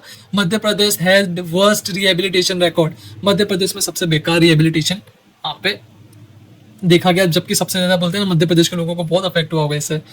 Discrepancies in enumeration of affected families, यानी अफेक्टेड फैमिलीज की गिनतियों में भी बहुत गलती करी थी, ठीक है। स्पेशल ट्राइबल प्रोविजन इनएडिक्वेटली इम्प्लीमेंटेड, यानी जो आदिवासी कम्युनिटीज होती है उनके लिए जो स्पेशल उनके कम्युनिटी लॉज होते हैं, उनको जो उनको देख के जो बोलते हैं ना सुविधाएं रखनी चाहिए थी उनके स्पेशल आदिवासी के लिए, वो यहाँ पे अच्छे से इम्प्लीमेंट नहीं हुई। मध्य प्रदेश में सबसे वर्स्ट देखा गया, महाराष्ट्र में मिक्स था, गवर्नमेंट में थोड़ा अच्छा था, कंपेरेटिवली इन सबसे तो अच्छा ही था। तो हमने क्या सीखा है डेवलपमेंट पे हमने क्या सीखा कि भाई डेवलपमेंट में विनर्स भी होते हैं, लूजर्स भी होते हैं। विनर्स ऑब्वियसली यहाँ पे गवर्नमेंट है, लूजर्स यहाँ पे आदिवासी कम्युनिटीज हैं, या वो सारे स्टेक होल्डर्स हैं जिन्होंने अपनी जमीनें सब खोया, जिन्होंने अपने घर खोए, और एनवायरनमेंट ने भी खोया बहुत कुछ। लार्ज प्रोजेक्ट में नॉट डिलीवर प्रोमिस बेनिफिट, इतने बड़े बड़े प्रोजेक्ट जितना वादा करते उतना नहीं देते हैं शायद। Cost fall on those least able to bear them, उनके ऊपर सबसे ज्यादा भार आ जाता है, उनके ऊपर सबसे ज्यादा बोलते हैं ना खर्च आ जाता है, जो उसे अफोर्ड ही नहीं कर सकते। Alternatives must be genuinely export, इतना बड़ा आपने डैम बनाया उसकी जगह आप ऑल्टरनेटिव्स यूज कर सकते थे, बहुत से हार्वेस्टिंग के मेथड होते हैं, ठीक है। आप इतने बड़े डैम की जगह बहुत सारे छोटे छोटे चेक डैम्स बना सकते थे, तो ये सारे एक्सप्लोर करने मतलब ऑल्टरनेटिव्स यूज कर सकते थे। डेमोक्रेसी पे हमने क्या सीखा, affected communities must have a voice, जो भी अफेक्ट हो रहा है उसकी डेमोक्रेसी में सबकी सेम आवाज है, तो सबका हक होना चाहिए।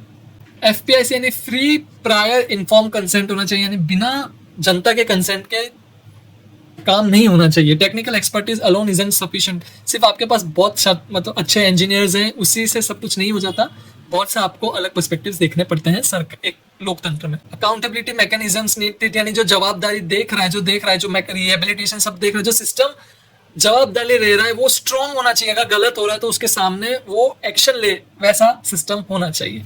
एनवायरमेंट पर हमने देखा कॉस्ट, जो environment cost real and lasting है, आपने इतने बड़े जंगल को अगर डुबो दिया है उसके सामने आप छोटा जंगल उगाते हो तो उससे काम नहीं चलता। Ecosystem service can't be easily compensated, जो पर्यावरण हमको देता है वो आप मतलब बोलते ना इजीली कंपनसेट नहीं कर सकते किसी और चीज के साथ। इंटरजनरेशनल इम्पैक्ट्स मैटर, यानी सिर्फ आज की नहीं आने वाली पीढ़ियों की भी बात या उनको भी मतलब मद्देनजर में देखते हुए कोई भी लॉ कोई भी काम होना चाहिए। Climate change adds new uncertainties, और ये सब चीजें आप करके ऑब्वियसली क्लाइमेट चेंज में भी प्रॉब्लम्स क्रिएट कर रहे हो। सोशल मूवमेंट पे क्या बताता, sustain non violent resistance can change policies. देखो यहाँ पे किसी ने भी हाथापाई मारामारी नहीं की थी, लेकिन कितनी पॉलिसीज, वर्ल्ड बैंक की पॉलिसीज चेंज हुई, डैम के ऊपर पॉलिसीज चेंज हुई, तो बहुत सारी चीजें हुई।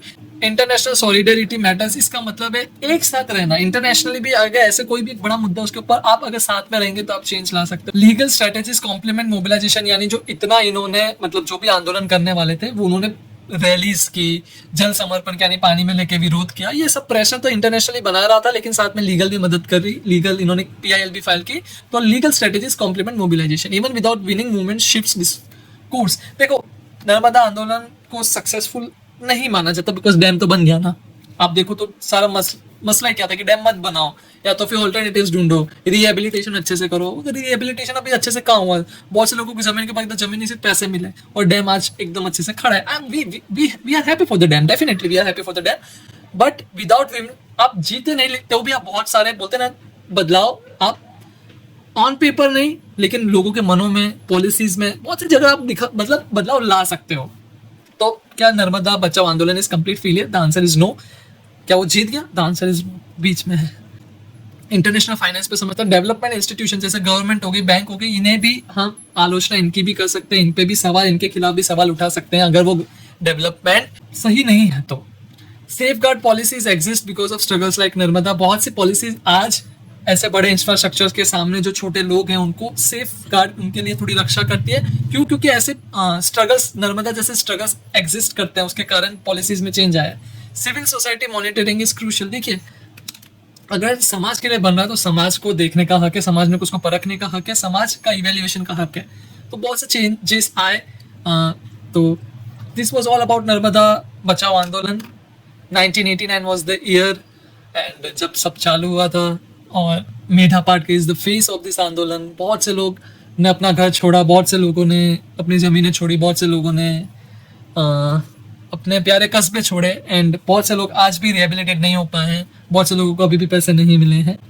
बट इस आंदोलन ने बताया कि आवाज़ उठानी चाहिए। So that was all about Narmada Bachao आंदोलन। आई होप आपको बहुत सी चीज़ें समझ आई होंगी। I hope you enjoy this topic. Thank you very much. जय हिंद।